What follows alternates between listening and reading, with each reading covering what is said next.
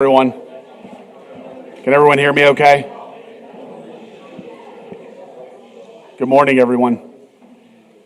It's 9:09, and I'm going to call this meeting of the Planning Commission to order. We have 6 members present today, including a new member, Michelle Miller. Everyone say hi to Michelle. Okay, so we're going to jump right into this. Open session, we've called the meeting to order, we have a quorum. The consent agenda. The commission may request for a consent agenda item to be moved to the regular agenda for presentation and public comment. Otherwise, the consent agenda will be considered in one vote. All items on the consent agenda have been recommended for approval by staff with no opposition received to date. Since some of the items on the consent agenda may require a public hearing, the commission will accept public comment on any item on the consent agenda in one public hearing. First item is the minutes from April and May meetings. We have conditional uses. There are 6 short-term rentals, and I'm going to request that all 6 of those be pulled and put on the regular agenda, please. And then we have 9 subdivision plats that comply with all of the standards. No variances have been requested, no opposition. Does anyone else wish to pull any other items from the consent agenda?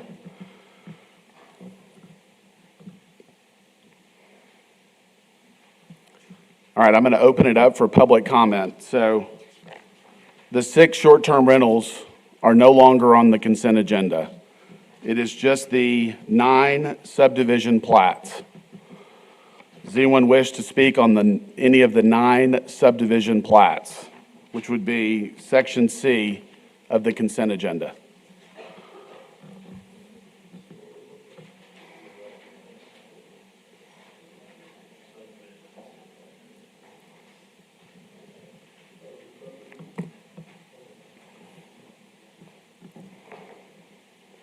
Okay, we're open for public comment on the consent agenda. Anyone want to speak? All right, I'm going to close the consent agenda and take a motion. Move to approve consent agenda less the conditional use request. Second. Okay, we have a motion and a second to approve the consent agenda minus the conditional use cases. All in favor say aye. Aye. Opposed? 6-0. So now we're going to start with the short-term rentals. I think we should just go through the consent agenda items first that have been pulled. And that'll roll into the regular agenda, so we'll hear all the short-term rentals at once. And before Zach starts with that, I'll just make a brief comment. Please. Of why we put those on the consent agenda. As you may recall, a couple meetings ago, we talked about, we have a plan to bring back to you some changes to the short-term rental ordinances, partly based on some changes in state law, but also based on some feedback from City Council. One of the things that we had talked about was simplifying, streamlining the process for those that did not have any opposition and for renewals that did not have any complaints, police reports, code enforcement, any of that kind of thing. In fact, and what we had proposed, or what we will be proposing to you all, is making those administrative, so they wouldn't even come to this board. And so this was sort of an attempt to move in that direction. And so I guess just in general, we'd like you to be thinking about that, because that change obviously won't come immediately. But if that causes you some concern, if you'd like to see all short-term rentals, then we'd like to know that. But again, that's why we put those that did not have any opposition on a separate consent agenda, at least with the idea of having them voted on all at once rather than going through each individual one. I've got just a couple of maybe questions or comments about the way that the short-term rentals are presented to us, and I just want to confirm that these items are looked at. But I went back and looked at the short-term rental ordinance. There's a few things that are typically silent in the presentations that we see. So I just want to make sure that, when these are being reviewed, staff goes back and confirms, there's a couple of things, one being operator designee has to be a resident of Tom Green County, and that person has to provide their phone number, and it has to be sent out in the notification to the residents that fall within the radius that's required to be notified. Do we confirm that? I can't speak to the second one. I might defer to Zach, but on the first part, we do confirm that they have to, after they get approval here, they have to go through a process where they get a certificate of occupancy, which includes building inspections, fire inspections. And so as part of that, we do confirm some of that information. As to what's going out on the notices, I'm not sure. As well, the study that finance did as well, hence the reason you're seeing these, also confirmed that staff did follow back and double verify with police and fire and our own verification from the GIS map. However, the only information we have, if the applicant doesn't provide their phone number, is Tom Green County, which is the address in state law. So I will say that... Which address? The address that's associated with the property in Tom Green County, or at the Central Appraisal District of Tom Green County. So, I just want to point out that in the ordinance, it says the application shall designate an operator who must reside in Tom Green County. An operator. Not necessarily the owner, but an operator. We got to have someone local that if there's an issue, the city can provide information on the Yes, addressing the issue. yes. When we get the application in and we start working up the project, before we send it out, we confirm that there is a local person, we have their name, their address, and how to contact them, yes. And is that information, the phone number at least, provided in the notification that goes out to the surrounding properties? It is not. It was has never been our interpretation that is supposed to be in the notice that goes out. I mean, in the number 3 of the ordinance, it says this information shall be furnished in the notice to the owners of real property as required in section 201 of the zoning ordinance. I feel like in past cases that have come, that probably could have alleviated a lot of tension between the owners and the surrounding residents. I mean, if we look at the case on Red Bluff East, I believe it was East, maybe it was West, that alone, providing owner contact information in the notice would have probably alleviated a lot of stress and tension right there. I think that was the thought process in writing the ordinance as well. So it sounds like that's probably something we need to address. The second thing I wanted to ask that's typically not mentioned is the street width. It's 30-foot street width required in front of a short-term rental. And I've not seen that mentioned. I don't know if that's something that we're checking as well. So, Luke, that's one of the ones that we addressed many meetings back now with some of the state court cases that had come up. We thought the street width would not pass muster under those cases, and that's one of the changes that we were going to make in the new ordinance. So our advice to the planning department and to you guys would be to not enforce that provision. I mean, honestly, that's one of my biggest concerns, especially on some of these lake properties. Narrow streets. Yeah, very narrow, and cause, that seems to be the biggest issue that gets caused sometimes. I mean, if that's state change that law, there's nothing we could do about it, but, those are my main things I wanted to ask about. I just never heard those addressed in any of these presentations, and I just wanted to make sure that they're being looked at. It sounds like maybe we need to revisit the contact information issue, and as Brittany mentioned, I think that would help in a lot of cases to alleviate some of the concerns by the surrounding residents if they were able to talk to someone beforehand.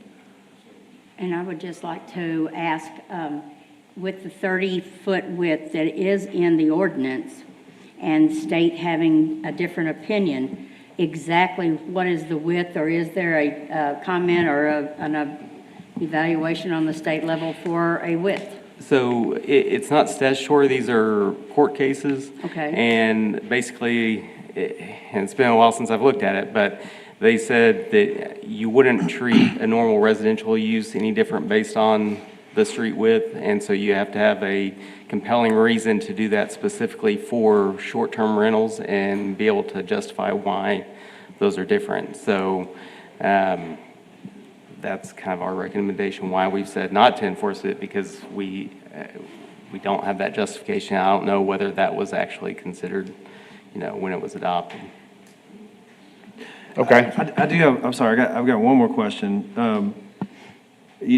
Also in the ordinance, I mean, we mentioned that we check with police and fire when these applications come in for renewal.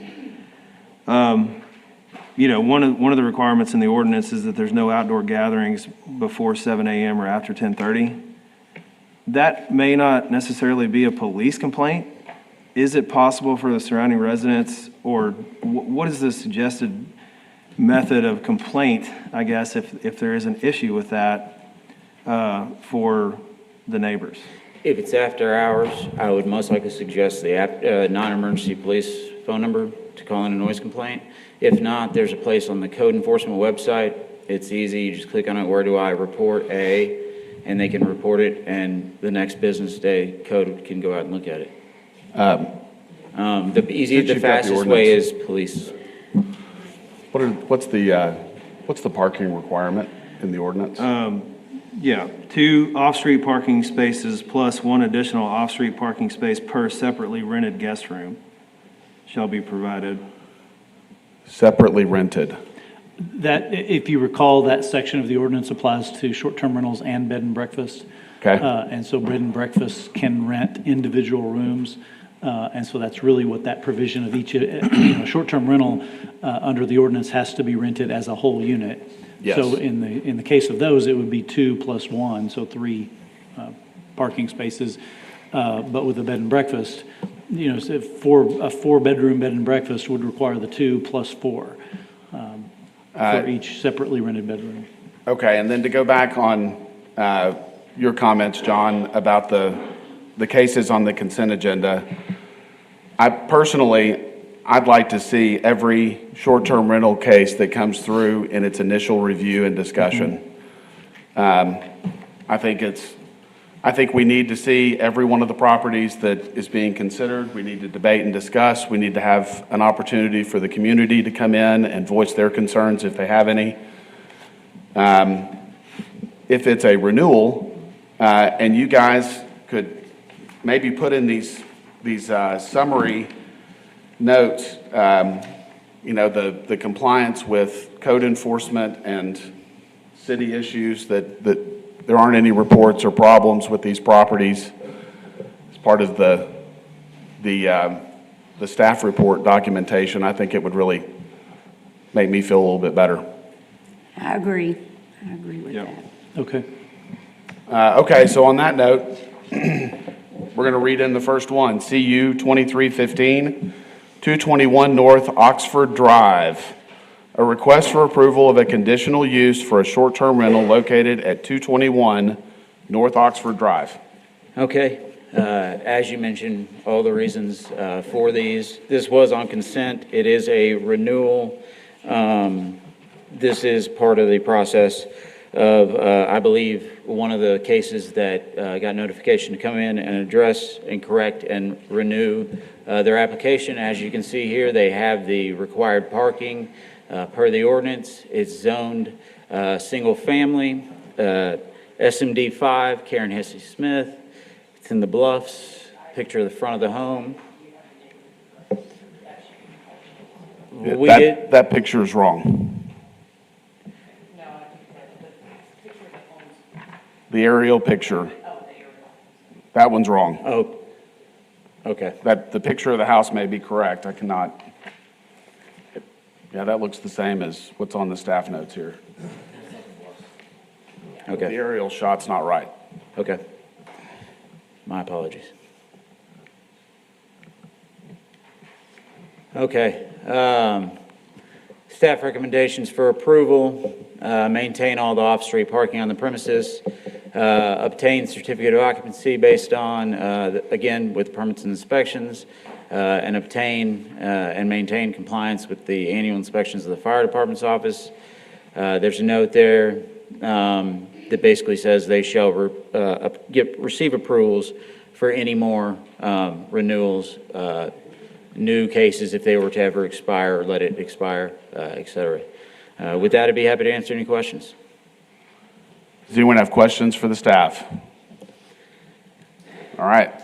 Thank you, Zach. We're going to open it up for public comment. This is 221 North Oxford. Does anyone wish to speak on this case? If so, please come forward, state your name and single-member district or single-member district. All right. I'm going to close public comment and take a motion or thoughts from my colleagues here.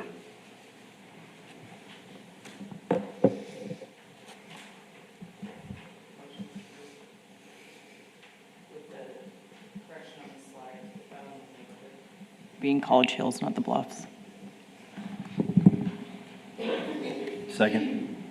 All right, we have a motion and a second to approve as presented. All in favor, say aye. Aye. Opposed? 6-0.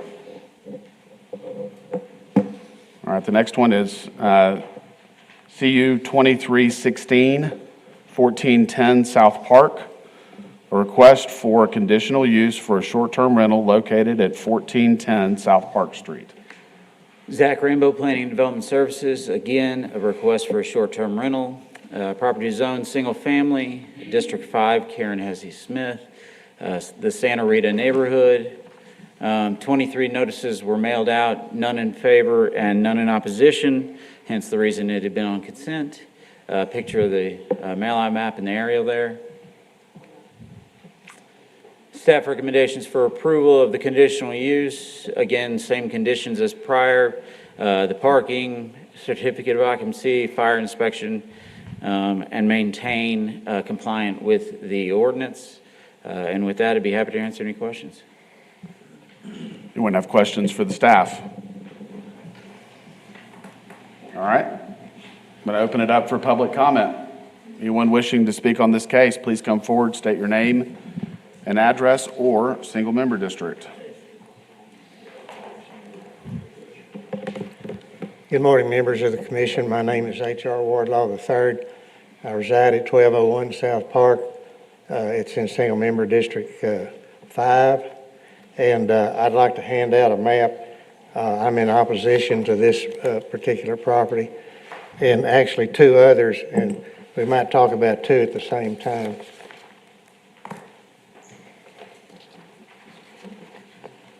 So what do we have, 6 commissioners here?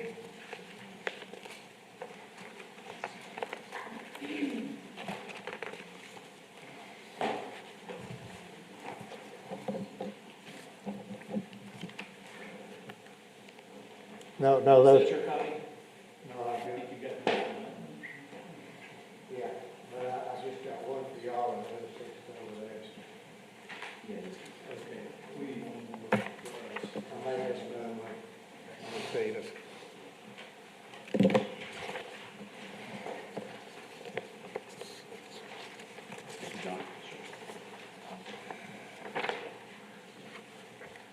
So I have an extra one.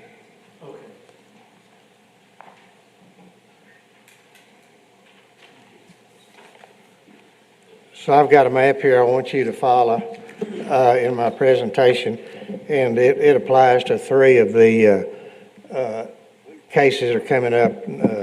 Item number 2 on the consent agenda, item number 2 on the regular agenda, and then the other one has to do with Santa Rita School, elementary school, and I think it's number 4 over there.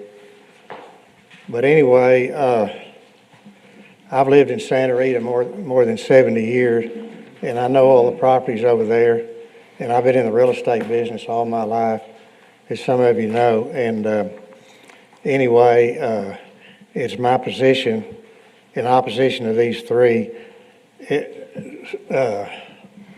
single-family, short-term rentals really do not belong in single-family residential neighborhoods, and that's my position. And that's pretty logical. I know reasonable people can differ about things, but why would you put 15, every month, 15 more of these in a single-family residential neighborhood? It just makes no sense. You've reached a saturation point, and then the neighborhood just starts going downhill, and any appraiser will tell you that.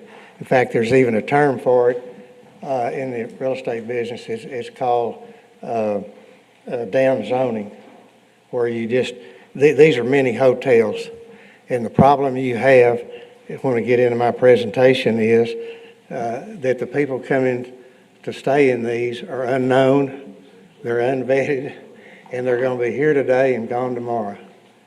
So the opposition I have to just these three, and of course Santa Rita Elementary School is the worst, and we'll talk about that I guess in a minute. But the other one, if you'll look at my map there, and you'll see the red ones on the right, lower right-hand side, that's Claudia's daycare, and then Gingerbread House in the block over next to it. And then just south of that is this property, number 2, and it's one block from Claudia's. The other one over there is one block from the Gingerbread House, and all those are right there in a little cluster right there together. And then, of course, the one over by Santa Rita on South Jefferson Street. And all these are just clumped in here together.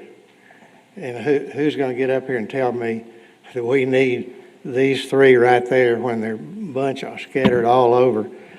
And I just don't think we want to do this to our children, ladies and gentlemen. They can get these, they can live somewhere else if they want to. And we wouldn't want to ever take the risk of having problems with our kids, our grandkids. And, you know, we'd all have to live with that. And I just don't think there's a good reason to approve any of this. I will point out also, I don't know if you heard last week, Dallas, Texas did away with short-term rentals and single-family residential housing. And some of the other towns are doing it too. It just doesn't work real good. And I will also point out that we've got a number of other short-term rentals already in Santa Rita. And based on what I've seen, and Karen Hesse-Smith, our councilwoman has seen, they're not being used very often. So why do we just keep on putting more in without any showing of need? So I guess those are my main concerns. If anybody else has a question, I'd be happy to answer it. Mr. Wardlaw, I think you've raised a legitimate and very important concern about short-term rentals. I agree with you. We don't want them across the street from schools or close to daycares.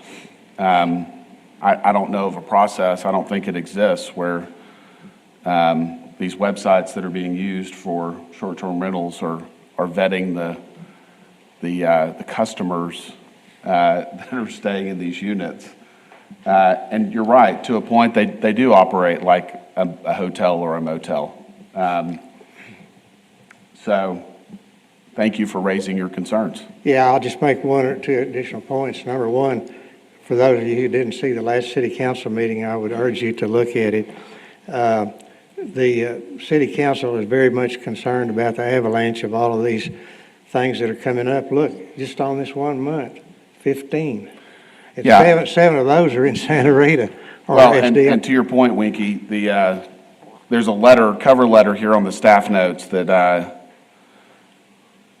talks about them being on the consent agenda. It's not in this note. I think the staff could maybe speak to this. I believe there was a letter sent out by the finance department from the city to all of the short-term rental properties that are not registered with the city, do not have permits, urging them to come into compliance. John, could you speak to that, please?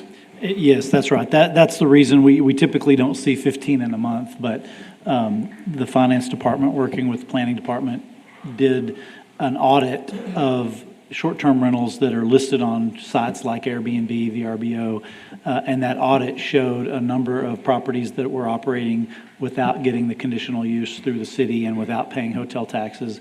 And so a letter went out to all of those operators saying, hey, you need to come into compliance. And so one of the reasons we've seen so many this month are a number of those properties are trying to come into compliance now. I don't expect we may see another month or two of a number of these, then it should taper off back to a more normal. So one last point, if it's all right with the Planning Commission, I won't make the same argument on number 2 on the regular agenda, if that's all right. But I would like to reserve the right to come back and talk to you about Santa Rita Elementary School, where I went to school back in the 40s. So anyway, that's all I have. Thank you.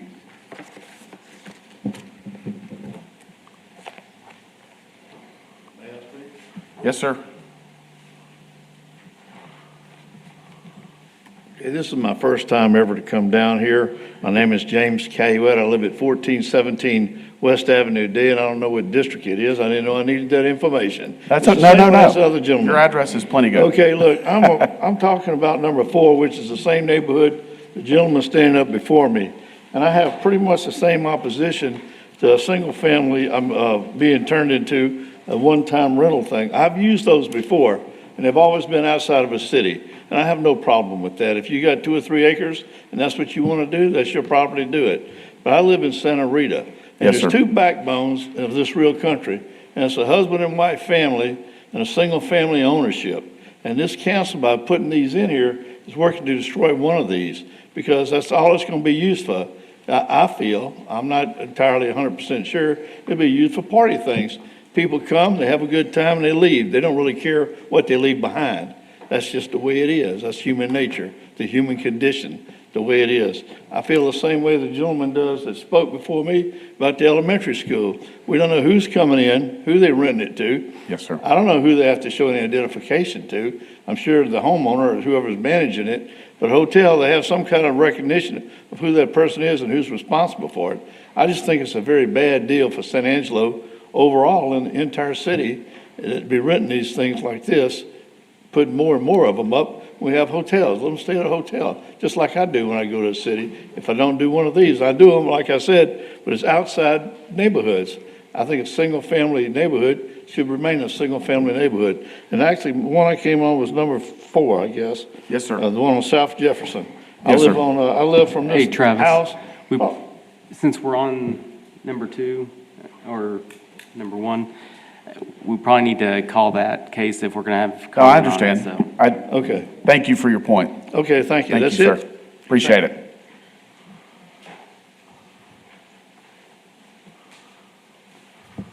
Good morning, Commissioners. Chairperson Stribling, Karen Hesse-Smith, Single-Member District 5. I'd like to add my support to the statements made by the prior 2 speakers, and I also have 2 questions for the staff. Per the map that Mr. Wardlaw passed out to all of you, you see the two properties, the smaller ones, not across from Santa Rita School, but the other 2. Isn't there a provision of within 500 feet, no second STR may be allowed? That's correct, and that's one of the first things we do when we get a new application is do those measurements to ensure that there are not. I don't know the exact distance between those 2 green, but we do check those to ensure that they're not within 500 feet. So you're confirming they are not within 500 feet of one another? The 2 proposed?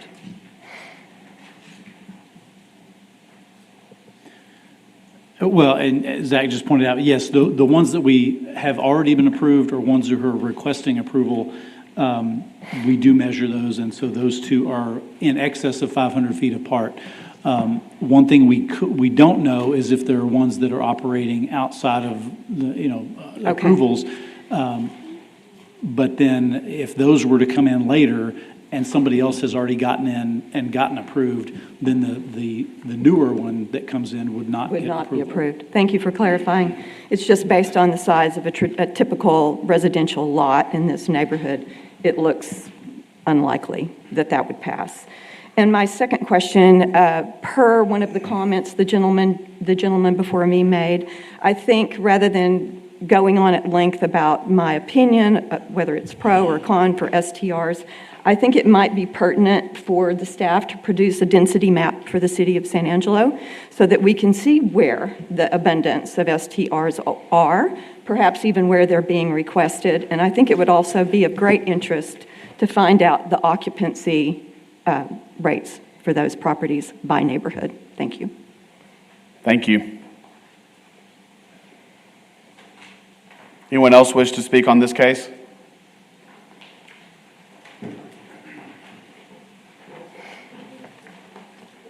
I'm William Thorpe. I'm the owner-operator of 1410 South Park.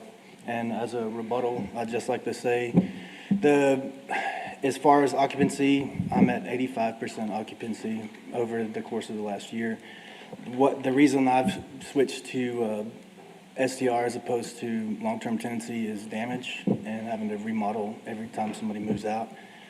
STR provides the ability to have more control over the property. You can say no to somebody coming in and out. And as far as what he was saying about background checks, Airbnb runs background checks. And I've had a recent issue where somebody tried to book and they had an assault in high school and it kicked them back. So, excuse me, I doubt hotels run that kind of background. So. Thank you. Thank you. And as far as the kid thing, again, back to the background check, they run background checks. In Santa Rita alone, there's like 5 sex offenders, so, and none of them stay at my place, so, thank you. Thank you.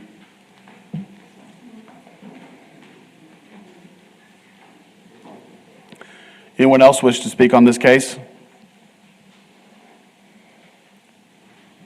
All right, I'm going to close public comment and leave it up for my colleagues to share their opinions or make a motion.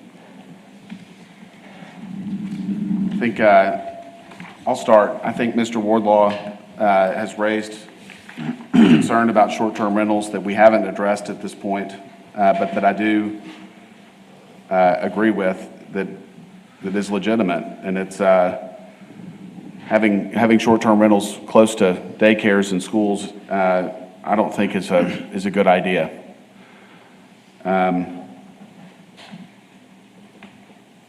So those are my thoughts. Anyone else want to share their thoughts? I'm just a little curious for the gentleman that spoke earlier that this is his property.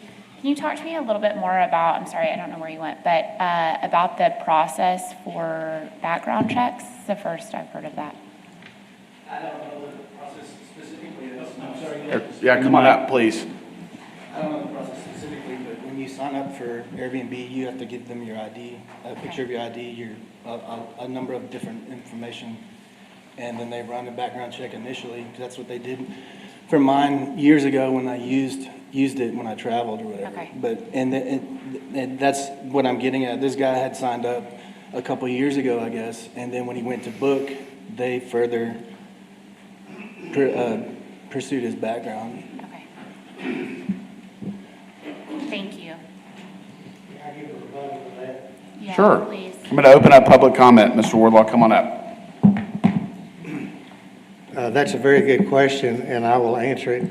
I forgot to tell you, I've been in the apartment rental business for over 30 years, and I own a lot of apartments in town. It's not required under Texas law to run a criminal background check on these people. Your upstanding apartments and operators do run criminal background checks, but a lot of people don't, and that's where the rub comes in, because there's no requirement under the law, and you have to charge for that That's criminal what I was background asking, check, yeah. and a lot of people just don't do it. And the fact that this gentleman does, as he owns it right now, that's great, but, when they sell the property tomorrow, it's just too risky, in my opinion. Thank you, sir. Thank you. So much. I'd like to point out that he's also over the 500 feet from my home as well. But also as far as who's staying there, Yes. 95% are people visiting, people from the base or family in Santa Rita. Okay. Thank you. Still have public comment open.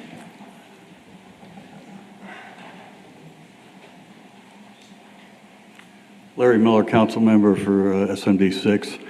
That's fine, well and good. Somebody contacts Airbnb and they say they want this house, even if they run a background check on them. But what about all those other people that are coming in there that may not even be, Airbnb might not even know who they are? Yes, so you might have a good background check on the individual that's setting it up, but who's he bringing in? And how is that checked? Yes, sir. Thank you. I'm confused. What people? The other occupants. Family members, and et cetera, of the renter. And Okay, I'm going to close public comment again. before you make a motion, I'll just, and Yeah. for all of these cases, just want to remind you that we do have an ordinance that's been adopted by the city council that regulates short-term rentals. It does make it a discretionary decision by you all whether to approve or not, but it does need to be individualized to each property. So I know some of the speakers have spoken generally against short-term rentals, but generally we have decided as a city to allow them. And so any denial of any one of these should be based on an individualized determination of that particular property being inappropriate, rather than them being inappropriate in single-family neighborhoods altogether, because that decision's already been made by the council. Yeah, I'm going to go a little bit further. We have a lot of short-term rental cases on this month's agenda. So I was a part of the Planning Commission when this was initially debated and discussed by the Planning Commission years ago. And it is a hotly debated issue. There are strong opinions in favor and against.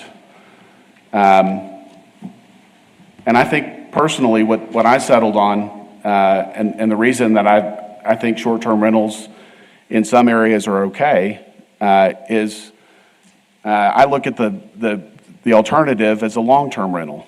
And I've seen long-term rentals throughout this community in Santa Rita especially. I live in Santa Rita.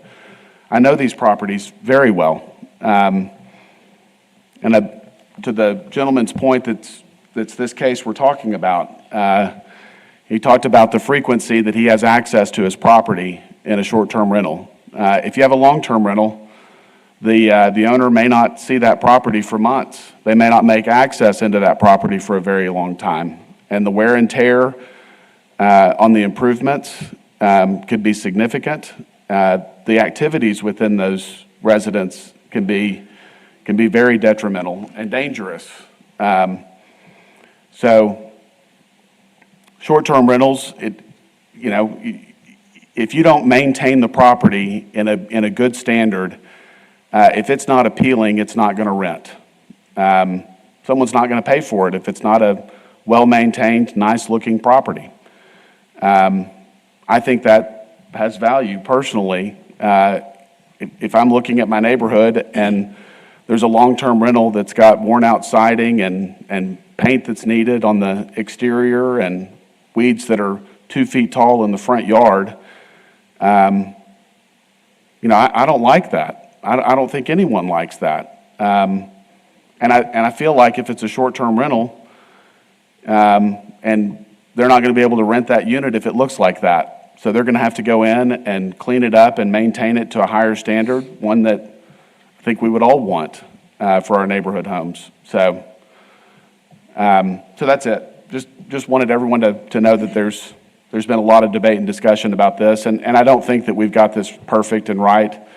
But I do think that the permit process, the process that these applicants go through to have a short-term rental approved, the fact that it's a 1-year permit when it's initially approved and then 2 years thereafter, these are all measures that were carefully considered and adopted by this planning commission to bring regulation into this form of use to protect the community.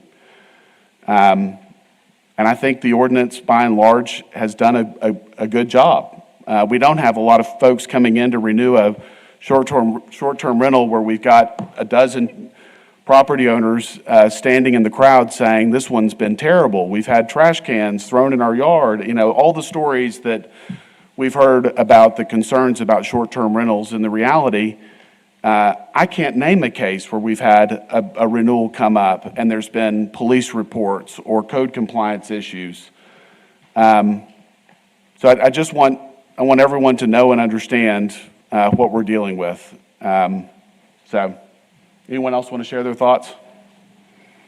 Well, I too have thoughts about short-term rentals. I was on the council-approved committee at the time this was even discussed, and we spent nearly a year putting together ideas and thoughts from other communities and some testimony from individuals, homeowners from across the city, Lake Nasworthy, and brought a plan back known as the short-term rental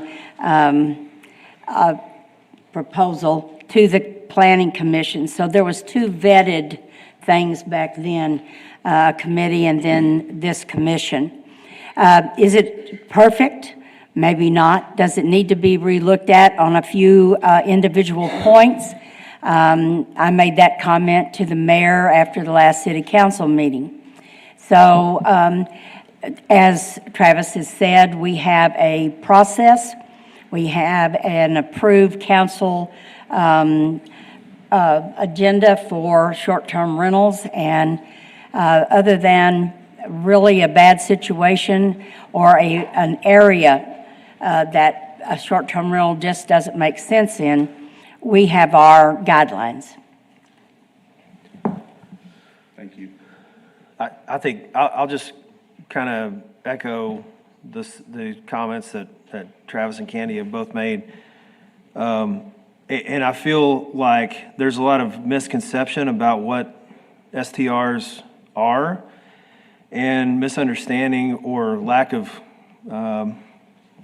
information available to the general public whenever they find out that there is an STR coming, to their neighborhood or nearby, as far as what is required of the owner, operator, and what their recourse is really in trying to combat potentially bad situation if there is a bad operator. I think there's also an economic incentive for the operator to maintain the property in order to keep it rented, as opposed to a traditional long-term rental where if you get a bad tenant, the eviction process can be lengthy and difficult.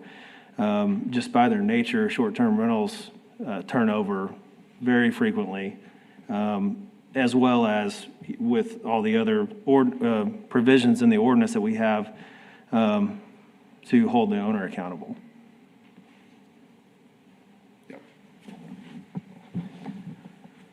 Now, having said all of that, I share the same concern that Mr. Wardlaw does about this specific case. So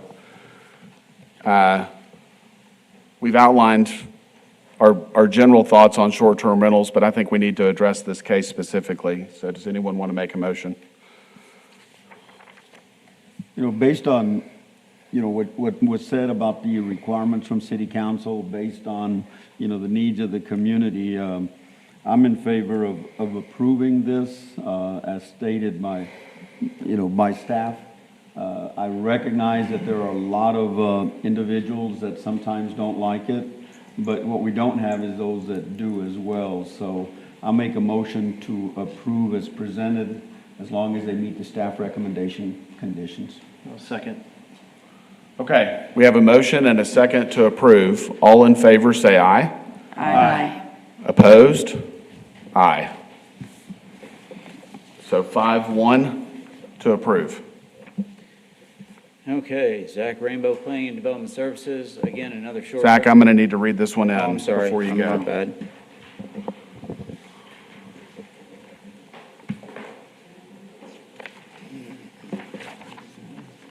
So this is item 3, CU 2321. 2802 Houston Street, a request for conditional use for a short-term rental located at 2802 Houston Street. Okay. Zach Rainbow, again, as you said, it is a conditional use for a short-term rental at 2802 Houston Street, zoned residential single-family 1, District 2, Tom Thompson, Bluffs neighborhood. Public notification, received no responses back. Is it wrong again? This is not the Bluffs. It's just the wrong neighborhood. The map's correct. Okay. I'm sorry, I apologize. When they got pulled off, we threw these together last second, so. Okay, staff recommendation, they meet all the conditions necessary to recommend approval. However, there's conditions: maintain those parking spaces, obtain a CO, yearly inspection by the fire department and inspections office, and maintain the proper protocol and approvals by the planning commission. With that, I'd be happy to answer any questions. Anyone have questions for the staff? Thank you, Zach. Thank you. I'm going to open it up for public comment. Anyone wish to speak on this case, please come forward, state your name and address or single member district.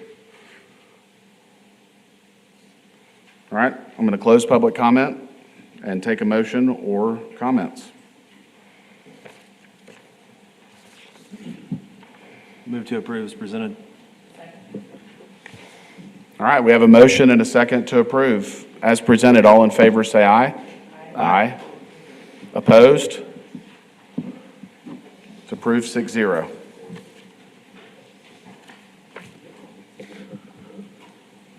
Item 4, CU 23-22, 1910 Juanita Avenue. Request for conditional use for a short-term rental located at 1910 Juanita Avenue. Zach Rainbow, Planning Development Services. This is CU 23-22, 1910 Juanita Avenue. Again, a short-term rental, zone single-family, Tom Thompson, District 2. It's the Angelo Heights neighborhood, and I hope... Okay, 22... That's right. It's Angelo Heights isn't right, but the map's correct. It's a little north of Angelo Heights. The first picture's wrong. I apologize. Okay, 22 notices mailed out, none in favor, none in opposition. Staff is recommending approval of the conditional use. Again, the 3 conditions of approval and the note that they maintain the rules and regulations required by the approvals of Planning Commission. Be happy to answer any questions. All right. Thank you, Zach. I'm going to open it up for public comment. Anyone wish to speak on this case, please come forward. All right, I'm going to close public comment and take thoughts or a motion. Make a motion to approve as presented. Okay, we have a motion and a second to approve as presented. All in favor, say aye. Aye. Aye. Opposed? 6-0.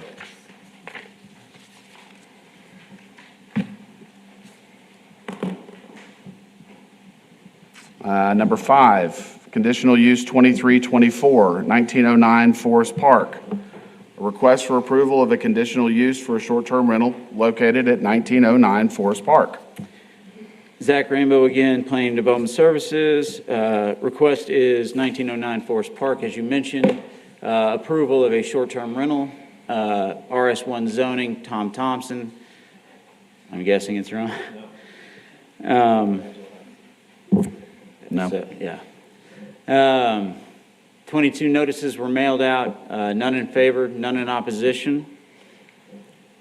Staff is recommending approval. Again, the same 3 conditions as well as the note, receive proper approval with the conditions required by Planning Commission. With that, I'd be happy to answer any questions. Anyone have questions for the staff? All right, thank you, Zach. Going to open it up for public comment. If you wish to speak on this case, please come forward, state your name and address or single member district.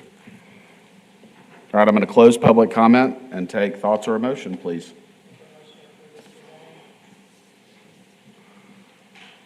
Second. All right, we have a motion and a second to approve as presented. All in favor, say aye. Aye. Opposed? 6-0. CU 2326, 102 West Avenue I, RS2 zoning. A request for approval of a conditional use for a short-term rental located at 102 West Avenue I. Okay, Zach Rainbow, Planning and Development Services. Again, a request for a short-term rental. This one is zoned two-family residential, District 3, Harry Thompson, the Fort Concho neighborhood. Some pictures of the home. Did it send out public notification? Did not receive any responses. Was this one right or no? Yes. Thank you. Okay. Staff is recommending approval. Again, the same three conditions: the parking, certificate of occupancy, maintain the annual inspections of the fire department, and receive proper approvals by the Planning Commission. With that, I'd be happy to answer any questions. Anyone have questions for the staff? All right, I'm going to open it up for public comment. Anyone wish to speak on this case, please come forward. All right, I'm going to close public comment and Make take a a motion motion. to approve as presented. Second.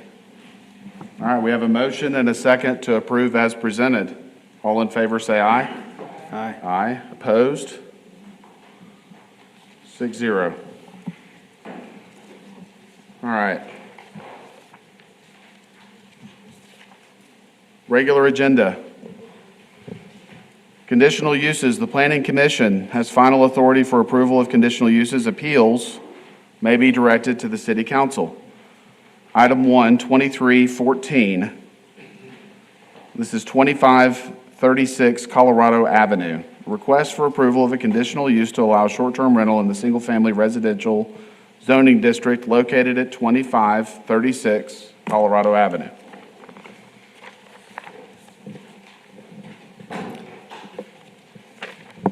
Good morning, Planning Commissioner. Sherry Bailey, Senior Planner. As you indicated, this is CU 2314, 2536 Colorado Avenue. And it is a request for a short-term rental. The zoning is RS1. It is in District 5, Karen Hesse Smith's district, and it is in the Santa Rita neighborhood. There were 21 notices that were mailed out. We had 0 in favor. We did have 3 in opposition on this piece of property. In looking at it and in examining the number of oppositions, the number of people that were noticed, and the fact that all of the oppositions, there were no comments made, they just checked that they were opposed. Staff is recommending approval with the 3 conditions before you: to maintain the off-street parking, to obtain a certificate of occupancy from permits and inspections, and to obtain and comply with the annual fire inspection. Are there any questions? Anyone have questions for the staff? Thank you, Sherry. I'm going to open it up for public comment. I did have, is this a renewal or new?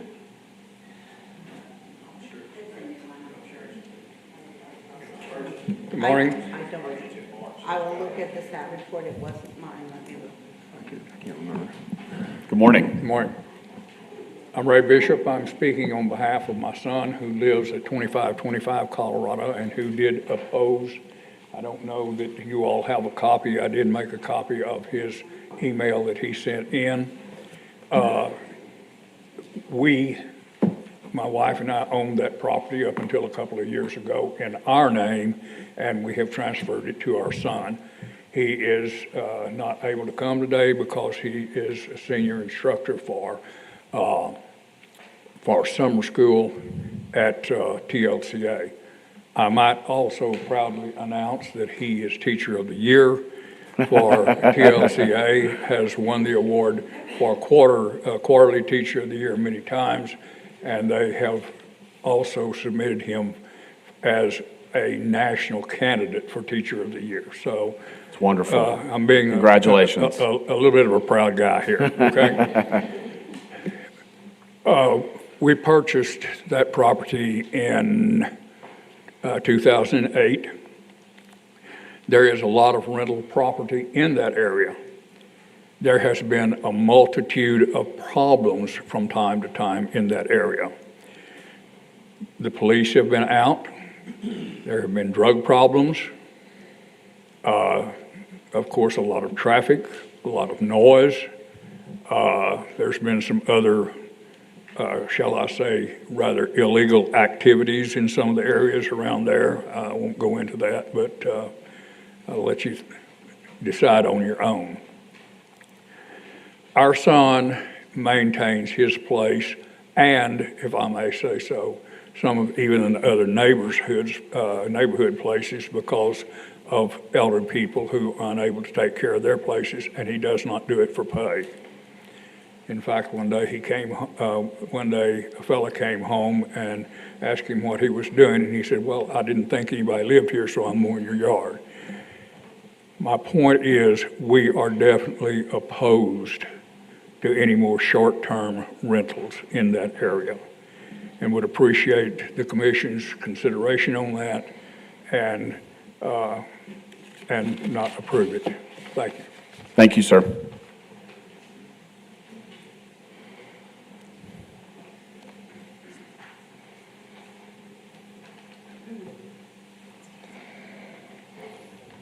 Hi, my name's Laura Stamps. I live on 2541 Colorado, and my neighborhood is now being saturated with these rentals. There's probably 6 homeowners on that street. We do deal with a lot of traffic, a lot of noise. They've been unsavorable, some of them. We've had some really nice rental people that have moved into the neighborhood, but I think at this point, it's too saturated. Okay. Okay, thank you.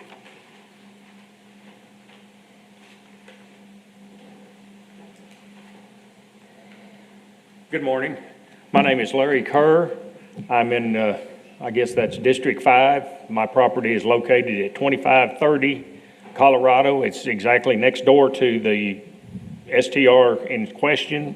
And I had a few issues going in as far as, one is reduced property values. And I know they've got a lot of data out that says that doesn't pertain, but I don't think that's correct, because y'all will all agree with me deep down inside, if you had a house you were looking at to buy for your personal residence and there was an STR next door and you knew about it, chances are you would move on. And I mean, you can say what you want to, but we know how people feel. There's no way personally that I would buy my personal residence next door to an STR. Therefore, it's decreasing your property value, and it makes it longer to sell. We're moving in that. Then with the STRs, you've got a revolving door of strangers coming through there all the time. And they say they're not vetted and stuff, and they talk about that, and they say it's just like a motel and a hotel. The difference between that motel and a STR is you've got on-site supervision in a motel. You do not have it in a STR. And they were talking about the noise issues coming in and making the police report the next day. Well, that's an exercise in futility. I mean, the guys have sobered up, the party's over, there's no noise when they go over there. And we're so short-staffed in the SAPD, it's ridiculous to make them running all over town for these when it's senseless. I mean, you can stop this. It's very easy to stop.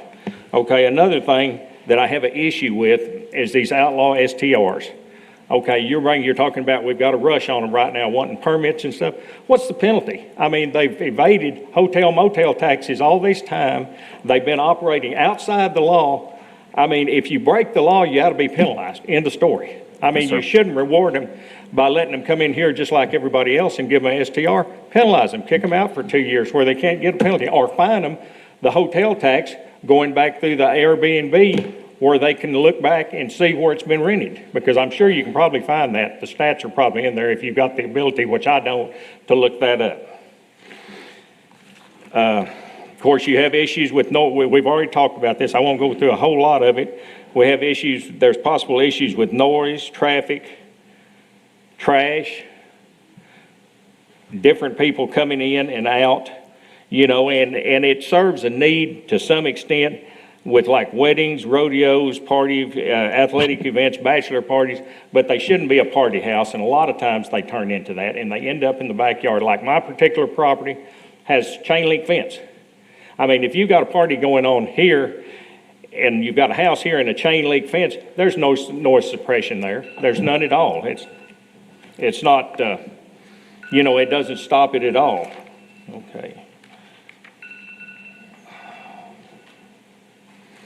And then also, I think by adding the STRs, you're reducing the number of long-term rentals in the city.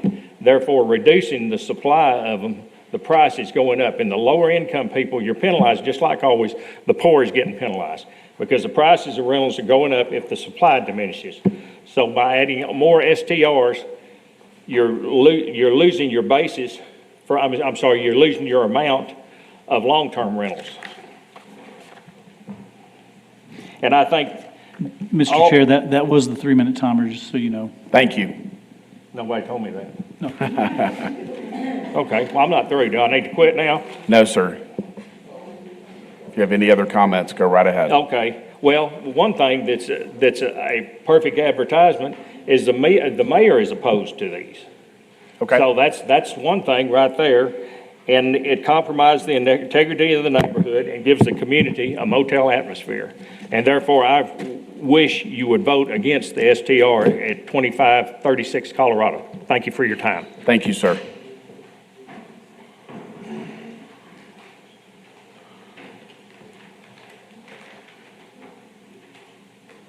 Good morning.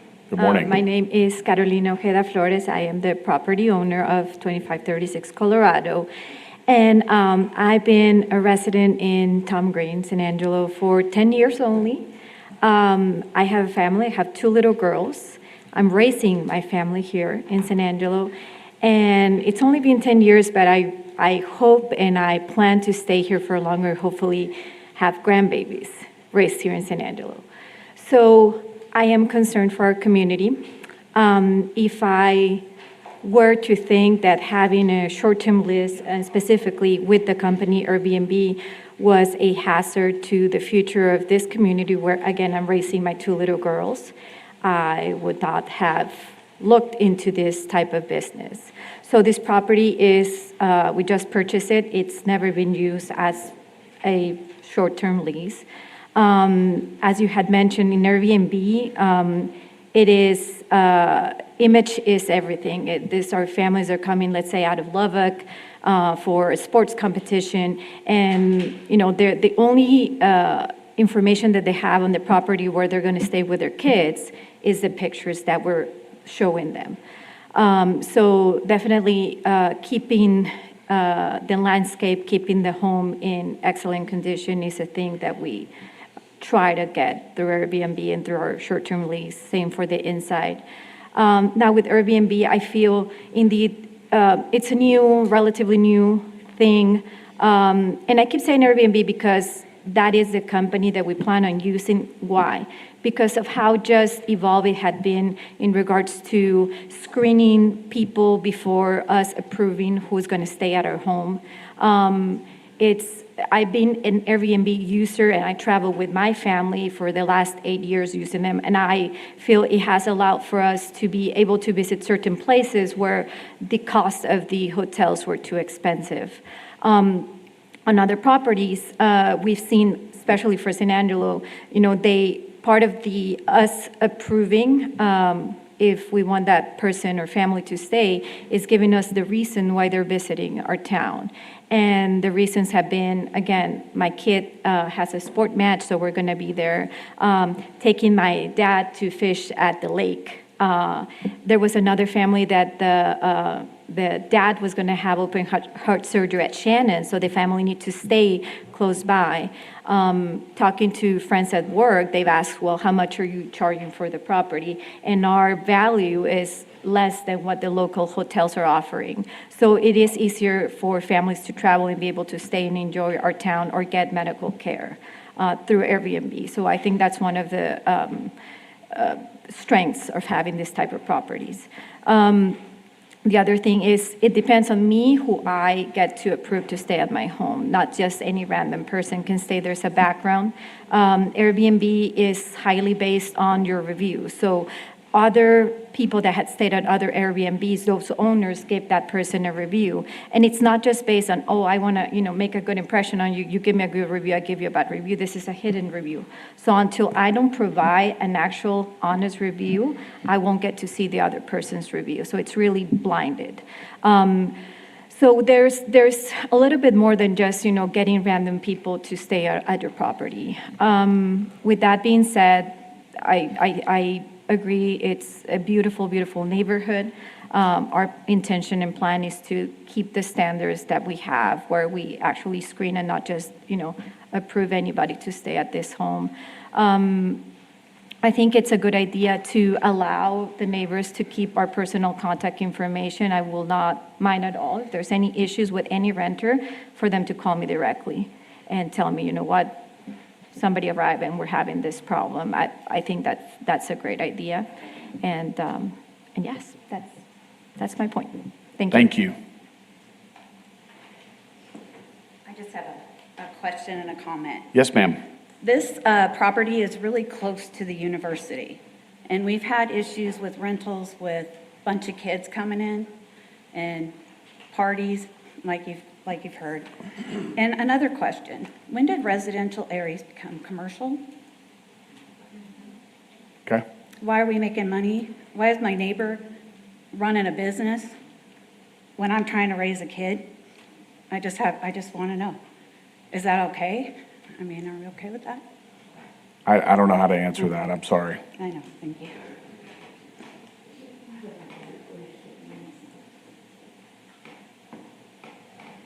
All right, anyone else wish to speak on this case? All right. I'm going to close public comment and take a motion or thoughts.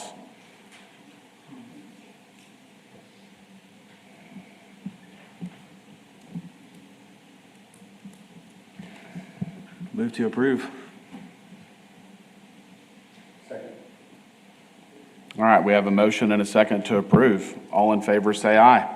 Aye. Aye. Opposed? We have 2 opposed and 4 in favor.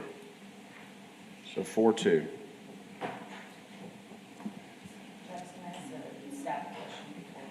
Yes, absolutely. Go right ahead. So obviously, this is a huge debate, and with us trying to legalize some of the STRs that were operating outside of the guidelines. Has the city looked at there's multiple resources other than just getting on Airbnb to see what properties are functioning legally. There's a site, for instance, called AirDNA that you can actually pay for the subscription for the area of San Angelo. And within that site, you can actually see all operating units, what their rent rates are, what their occupancy percentage is. And I think that if we're not utilizing that as the city, we definitely need to, because I think it would address some of the saturation questions that have been addressed today. Yes, in fact, the city worked with a consultant that's what they do, is audits for cities for short-term rentals, and so they use all of those resources. In fact, I think they have access to resources that aren't available to the general public in order to create those lists of operating short-term rentals. So I think we're pretty confident that list is a comprehensive list of current currently operating STRs. Okay, so is that something that we'll be able to see going forward? Again, because there was questions posed to the staff on what the occupancy rates are with the saturation of Santa Rita, for say, or the Bluffs, or Bentwood, whatever the case might be. And I do think that's crucial information for the Planning Commission to make some of these decisions, not just based on this Airbnb is 500 feet from this Airbnb. I think that we do need to know Santa Rita has X amount of Airbnbs currently operating. I mean, I do think that that's a valid point of information that needs to be presented to us. We'll have to look and see that audit was run by the finance department, so we'll have to look and see what exact information they have. All that we have at this point is the list of approved short-term rentals. We have a map of that. And it may be on our website. If it's not, it will be soon, but I think it is already up live. Yeah, the GIS COSA, you can actually Now, see it would that. not show those that are operating without a conditional use approval. Sure. But as I said, we do have a list of those, and letters have gone out to all of those operating. I'll have to see what information is available with that and what can be made public out of that. Just to clarify, when you say audit, that's just a one-time. It was a one-time audit. I Okay. believe there's an intention to follow up on that periodically. Because I agree with what Brittany's saying is, that's pertinent information when people are asking about occupancy and saturation. We can't answer those questions if we don't have that information. So Right. I think that's a really valuable piece of information that this commission needs prior to any kind of approvals. Something else that I think is important to understand is if these applicants are coming in with a new property, new conversion, or if they've been operating for a period of time without a permit, I'd like to know the nature of the request. In that same context, one of the residents' last case had a good point, or a good question. What is the penalty for noncompliance? And I'm glad that we're enforcing it now that we're discovering these that have not been operating in compliance with the ordinance, but what's the incentive for people to come forward other than doing the right thing? Yeah, so there is a penalty and interest provision in the hotel occupancy tax ordinance in both locally and in the state law. Right. And so I think it's 15% penalty on, whatever was unpaid, and then interest is like 12% per year, so. Okay? Is there a way that we could see a map whenever these are presented as to the saturation level in that area? I've heard it several times now that there are many in the area, but I don't think I have a definition of what many is. Is there 2 in the area, or is there 20 in the area? That's something that we can add to the slides. As I mentioned, the GIS site does now, which it didn't for a very long time, it does now have a drop-down option that you are able to look at the neighborhood, but it would be extremely helpful, whether it's in our staff notes or on the slide in general, I think for the public as well. Yeah, sorry. We can definitely add that in for future meetings. I believe for this one, we actually created a map for ourselves that showed all of the current requests. Yeah, that's just this meeting, right? That's all the cases that are presented in this. Correct. So I don't know if that actually shows all of the other previously approved ones and their relationship to these, but that's something that we can provide for in future meetings. Yeah, what I'd like to see is the map that was presented by one of the presenters. This one did very clearly show where they were and the intent. That would be very helpful. I know that would that would influence my decision if there's 10 in the area already. But what I see is it looks like the only one in the area based on the information that's being presented. But I thought this map was very helpful in being able to determine how many actually are there. Are we oversaturated? Yeah, we can definitely do that. I have one more question, and I'm new here, so forgive me if this is something that everyone knows and I don't. But we've talked a lot about, complaints to SAPD or complaints. So my question is, I think one of the gentleman who spoke up just a second ago mentioned, that SAPD is busy, and I appreciate his point that you don't necessarily always want to call in a noise complaint because A, that keeps you up longer, right? And two, you hate to bother the police department that's already busy on something like that. So my question is, I know you mentioned like a website and there's a place to make a complaint, but where are how are people notified of where to make a complaint and where are those stored just for purposes that are maybe outside the police department? I think Luke even mentioned that earlier. That we have a better idea of what the complaints are, because it sounds like a lot of these residents are having issues within their neighborhoods, but just like me, I probably wouldn't call the police for something like that. I don't, first of all, we don't send out any notices or notifications of here's who you call, but there are basically three options, at least that I can think of. One is the police, if there's what I would call an emergency type, or you want something handled like that evening, you would probably need to call the police. If you didn't want to call the police, or if it was something that you think could wait, then you could contact our code compliance division, either through the website or calling the code compliance office, and they would open a complaint and research it. You can also call the planning department. We process these conditional uses. If we get calls about a short-term rental, we will document that as well. And then when a future renewal comes up, we check our records, we check code compliance records and police records, all three, to see if there have been any complaints over the previous year or 2 years, depending on the renewal period. So those would be the three options. I do feel like, in the very beginning of this meeting, we talked about what Luke brought up as far as owner contact information not being provided. And I don't know if there's a way upon approval to make sure that the owner of the STR is providing information to the neighborhood. But I do think as the public, I don't think that there's enough known resources of who to contact or how to get a hold of those people.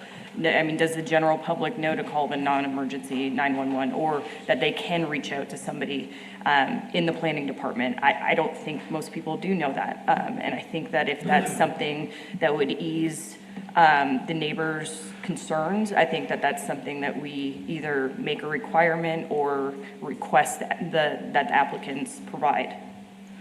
Well, and if nothing else, I would assume it would be easy enough to, whenever notice is sent regarding the property, or if there's notice regarding the approval of the property, toss in that information to the neighborhood so the neighbors know this is where your resource is. Because if we're relying on complaints to make a decision, we need, people need to know where to make a complaint, right? Yes. Oh, yeah. Okay, the next case is CU 2317, 621 West Avenue J. Request for approval of a conditional use for a short-term rental located at 621 West Avenue J. This is actually a first-time rental request, and one of our other planners was handling this, and she talked with me for quite a while about the fact, as you know, there are 2 parking spaces that are required.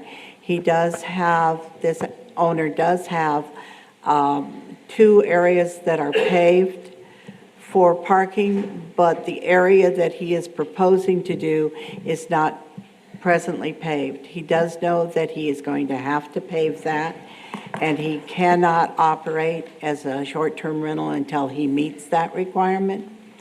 And we included this slide for you so that you can see that and know that we're aware of it and that he is going to come into compliance if he's approved.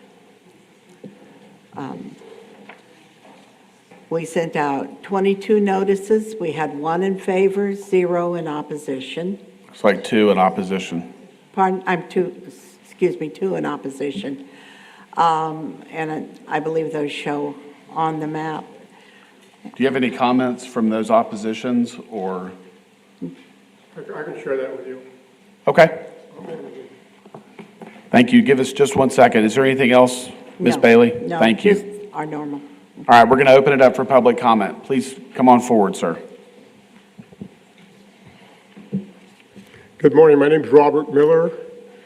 I own the property which is on the map designated as parcel 37790.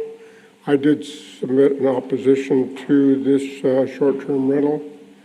One thing I'd like to point out is that there's a daycare center across the street from my property and up, I think, 2 lots. Okay?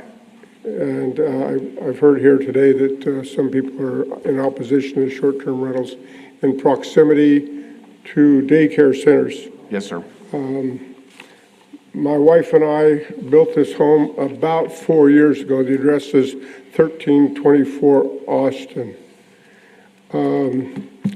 Obviously, I'm speaking in opposition to the change. There is several issues one is there's a parking problem in the area already.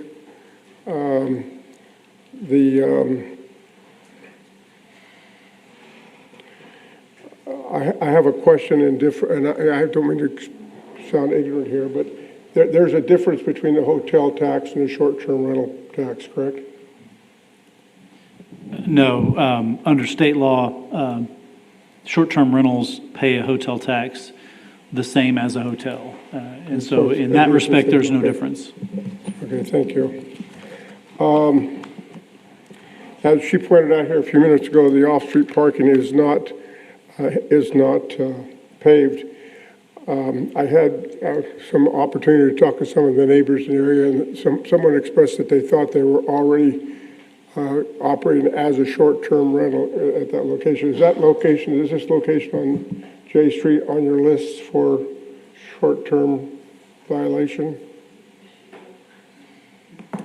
Do you know, Sherry? We do not have that list of all of the ones that were sent out to. It's hearsay, okay? I feel to some degree like I've been criticized here because I do own a number of long-term rental properties here in San Angelo.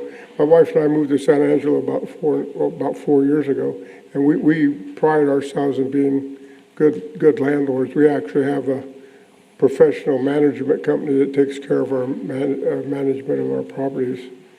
A question I have, and I don't see it, I tried to do some research with regard to the ordinance here in San Angelo.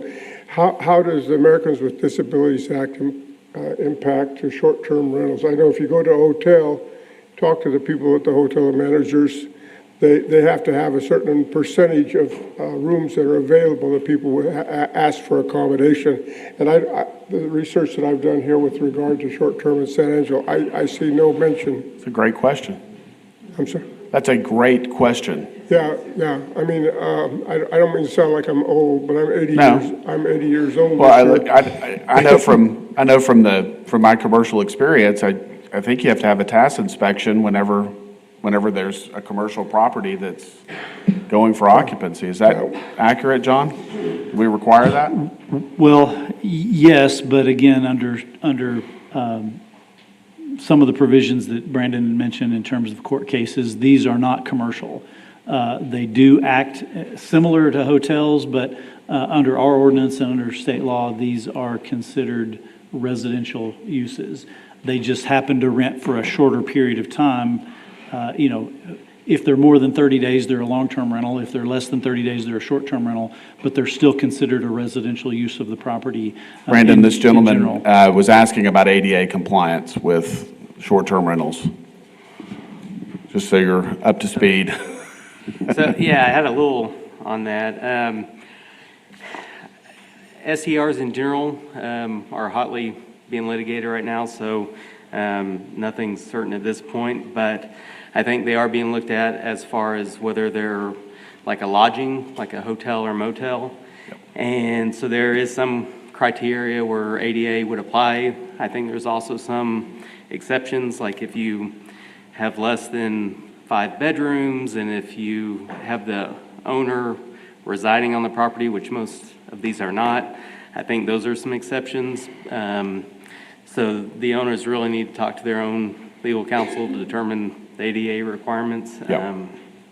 But that's all I know. Thank you. At this point. I read the law, ADA, and with regard to accommodation of hotel accommodations. Yes. And it's very clear that to me at least, that ADA should apply to short-term rentals. Yes, sir. I think you may be right. I don't know the, Well, no, but I mean, I'm not in a legislative position. Right. I'm not an attorney, right? But Right. the thing is that I think it qualifies, you have a situation where it says hotel accommodations in the ADA. And obviously, we're treating short-term rentals like a hotel, we're collecting taxes Yes, like sir. a hotel, but then all of a sudden, it's not a hotel. right. So maybe the future meeting, or maybe the city council can address this, or the city attorney. The other thing, and I know that we don't have any input with regard to what other cities in Texas are doing, but just in the last 30 days, the Dallas City Council has banned short-term rentals in single-family residential areas. This is in the last 30 days. Yes, sir.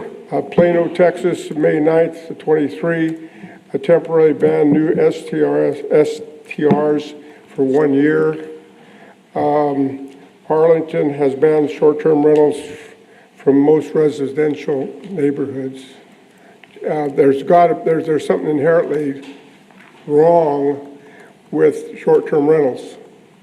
Now, I happen to be in the neighborhood. I live in one of your neighborhoods here in town. Yes, sir. And I'm not somebody that's coming to this little town in nowhere, Texas, and they see a chance to rake in some money by investing in properties that are substantially less than any big city in Texas.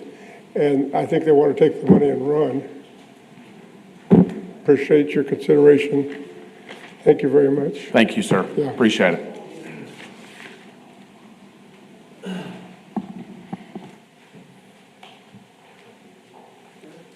Hello again, Karen Hesse-Smith, single-member District 5. I would like to ask Sherry if she received any comments on the opposition. No comments whatsoever. I find that surprising because I have a constituent in that neighborhood that provided comments, and they were given directly to you, and she asked that they be included. So when we have comments in opposition, I for one would be very interested in hearing the nature of those comments. Absolutely. And that is not just for this case, but for any case going forward, since we're having such a spicy debate this morning.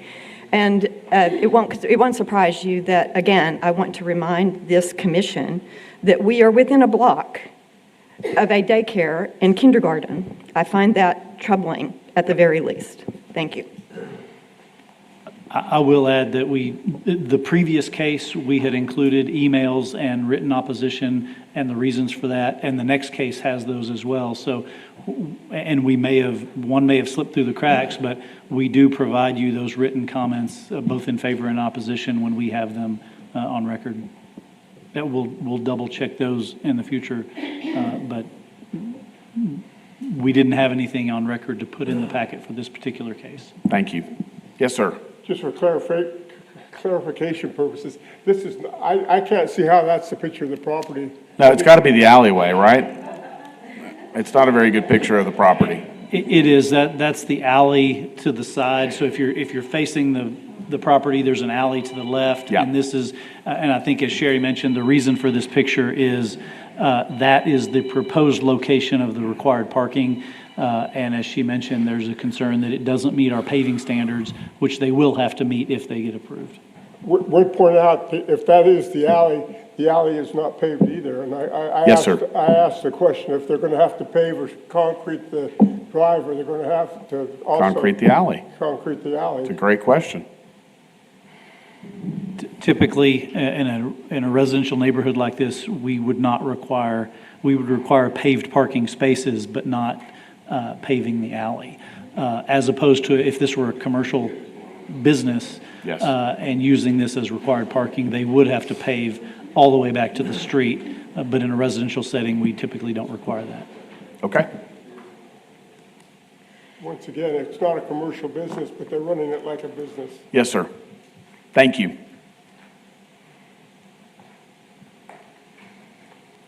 Good morning. I'm Sydney Henson, and I live directly behind this one. And my next door neighbor lives also behind, and she said she had sent it opposed. I don't know why y'all didn't receive it, but I have a couple of concerns. There's a dog run off to the left of this in the alley, and this has been operating to me beforehand. It's been already at Airbnb. A couple of times different dogs have come in, which is fine, I have a dog. But one of the times the dogs got loose and came and attacked me while I was trying to trim my shrubs, so that's a concern. They also have had twice I've caught, which I work a lot, but they have big trailer homes, and they blocked our driveway going in that alley. And I don't know what y'all's rules are on trailer homes, and I get it if you're traveling, I'm sure they're coming from wherever, but that is a concern too. Twice, enough to where I couldn't even get in that alley, and I was gonna notify them, and then they moved it and had it parked out in front. But if they're parking those trailer homes in the back, that's gonna be a problem for us that have driveways out there. Yes, ma'am. Thank you. I just want to point out that campers are prohibited in the ordinance on STRs as well. Campers? Yeah. And let me clarify, I said we provided the opposition. On this case, for example, there were two opposition, and so we did receive two opposition. We typically only include it in your packet if they provide written comments of why they're opposed. If they just sent the form back that checked the box, said we're opposed, we don't necessarily provide that, but we do summarize it in the memo. Okay. Yes, sir. Hello, my name's William Thorpe. Just to address what they've been speaking on, I just barely purchased this property over the last couple months. The lady that owned it before I did have a camper in the alley that she traveled in, and she also fostered animals, so there was a ton of animals there at any given point. I was under the impression it was already an Airbnb and it was approved when I bought it. That's the reason I bought it. I wasn't aware until after the fact that it wasn't approved, and that's when I went and sought approval. It's only been up and running a month. I've already taken it down because I actually renting to a nurse currently, so. As far as the paved drive, I know I still have to do that, but other than that, I mean, thank you. Thanks. All right, anyone else wish to speak on this case? All right, I'm going to close public comment and take thoughts or a motion. I just like to say, I mean, I have a hard time approving something that's not compliant, subject to it being improved. I mean, can we have, I'd rather have the spaces be in place and then us consider it and have it be in compliance with the ordinance. Well, there are a number of requirements for short-term rentals, including paved parking. There are fire code provisions. Sometimes people have to change doors or windows or other things to meet fire code.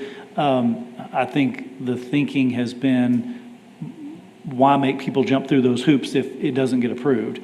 And so in the past on these, if they've gotten approved, then they're not allowed to operate until they've met all of those conditions.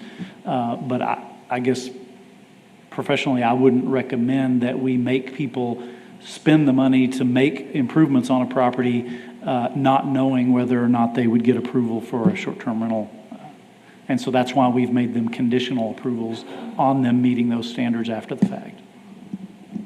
Right. But we've got a lot of properties that haven't applied for permits that have been operating for years as short-term rentals, not paying hotel occupancy tax, not meeting the change of occupancy inspection and fire marshal inspection. And that's what I'm concerned about. We look at this agenda, we have 15. This is number 8 on the list today, and it's 10:45. So these are long meetings. This is a very contentious issue, and I started this meeting by talking about the vetting process and wanting to discuss and debate every one of these. I think it's important, and this is a great example. It's been operating as a short-term rental, whether this gentleman's owned it or not, for a period of time. It's got an unpaved driveway. It's got limited parking in the front. It's close to a daycare. It's frustrating. Okay, anyone else have thoughts or wish to make a motion?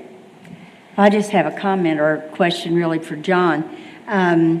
Because we do this asking for approval prior to finishing, like the paving, do you go back and make sure all those things are done prior to the approval and make sure they haven't gone ahead and started the rental process prior to finishing and getting your approval? How does that work that you know it hasn't been a rental prior?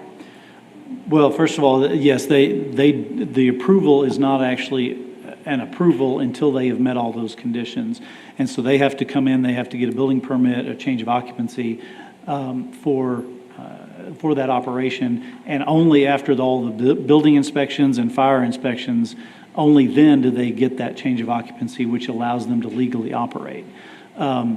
As to if they would start operating, that is something that we try to follow up on. It's not always easy to know if they're operating. But if we do follow up and they haven't gotten all those approvals, then we can stop that, issue them a violation, citations, et cetera. All right. Anyone want to make a motion on this one?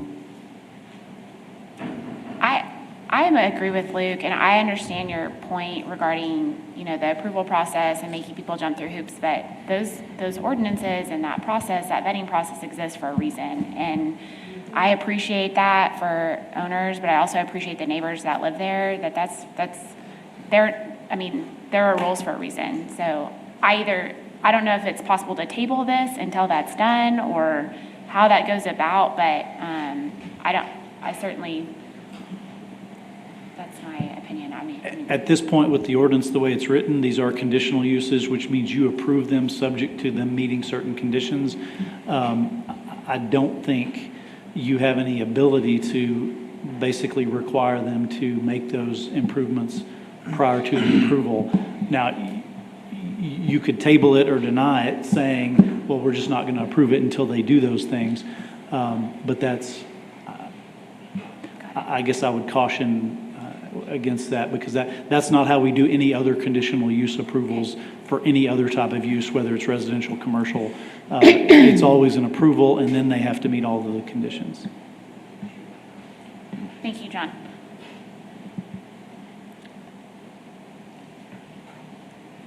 All right, I'm taking a motion from anybody.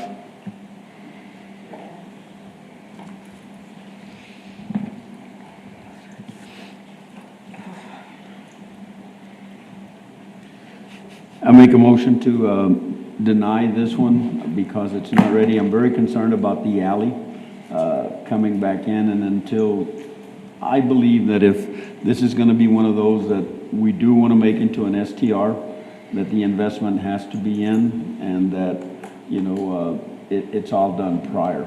So I am not in favor of this one. A second.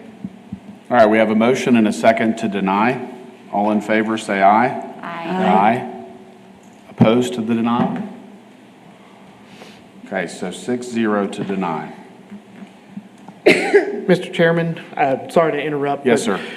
In the parking lot along the street, there's a white Cadillac SUV that's blocking someone. I'm not sure that they're in this meeting, but it's a white Cadillac SUV, license plate LMY 9826.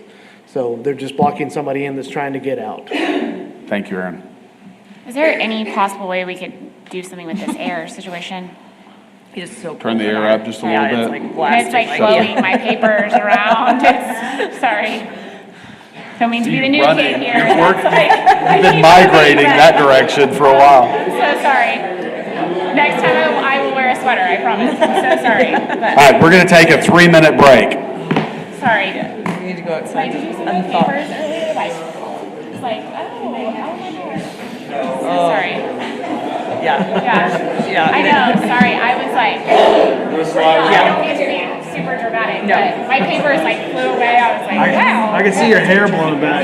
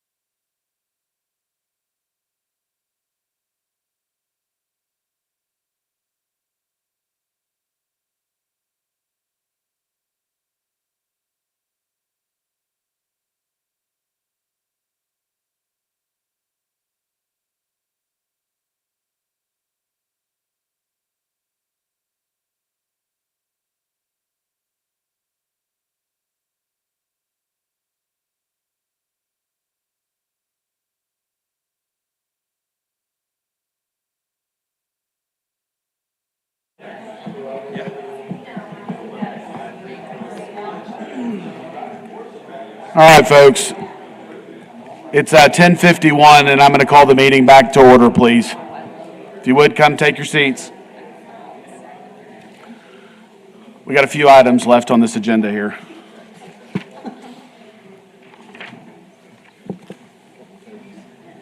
All right, the next case is CU 2318, 3220 Trinity Avenue. A request for approval of a conditional use for a short-term rental located at 3220 Trinity Avenue. Ms. Bailey.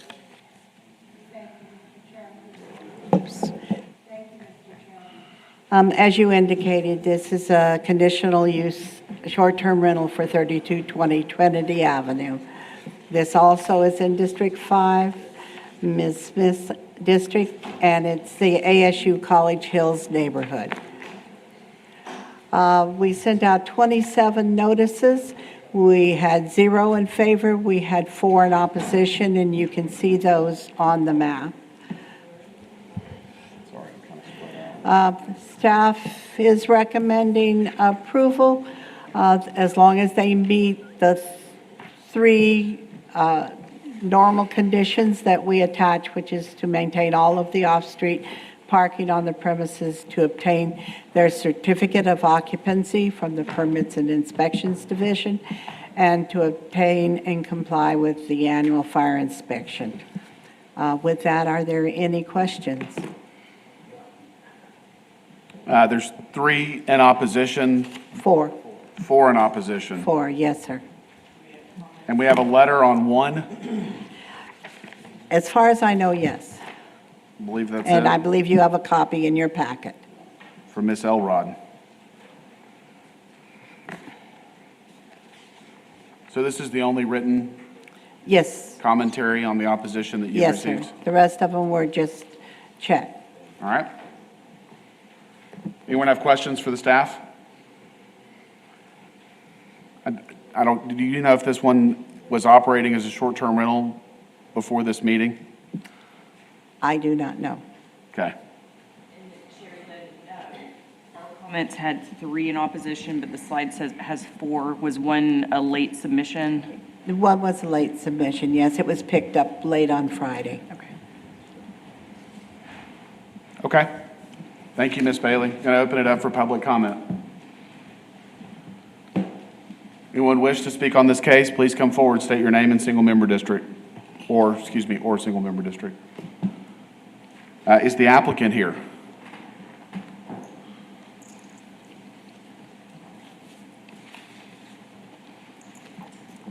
All right.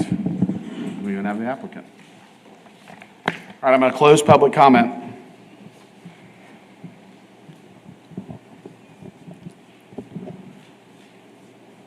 Be nice to have the applicant.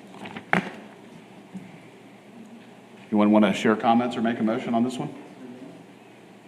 Well, I would make the comment that in the letter we did receive, 1, 2, 3, 4, the 5th paragraph, the comment made by this written opposition letter, this property has been operating as a short-term rental since at least January of 2022. Yep. When I had to contact the property owner regarding her guests, or their guests, blocking a mailbox with vehicles. So the answer to the question that Sherry didn't really know was, yes, it was operating prior.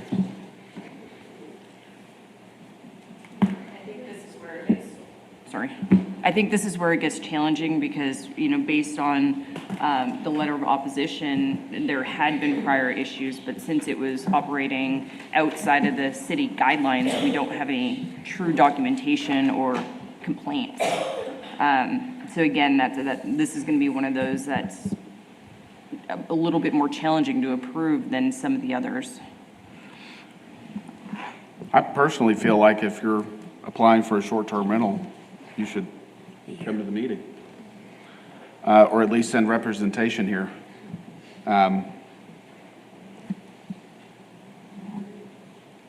Okay, anyone want to make a motion on this one? Make a motion to deny. Second. All right, we have a motion and a second to deny. All in favor of denial, please say aye. Aye. Aye. Opposed to denial? So 6-0 to deny.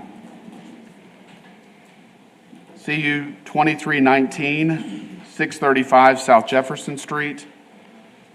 A request for approval of a conditional use for a short-term rental located at 635 South Jefferson. Again, this is a short-term rental application that is in District 5, Karen Hesse Smith's district in the Santa Rita neighborhood. In this case, we sent out 13 notices. We received 3 in favor. We have 4 opposed. Again, staff looking at the overall application, talking with the property owner, we are recommending approval subject to the 3 conditions that we normally have. Okay. And are there any questions? I'm sure there are. You know if this is operating as a short-term rental? I do not, and I apologize. This was not one of mine, and we had a staff member who got sick with COVID on the weekend, so. Oh, goodness. Coming in, I don't have the information for some of them. Okay. Yes. I think we're going to open it up for public comment.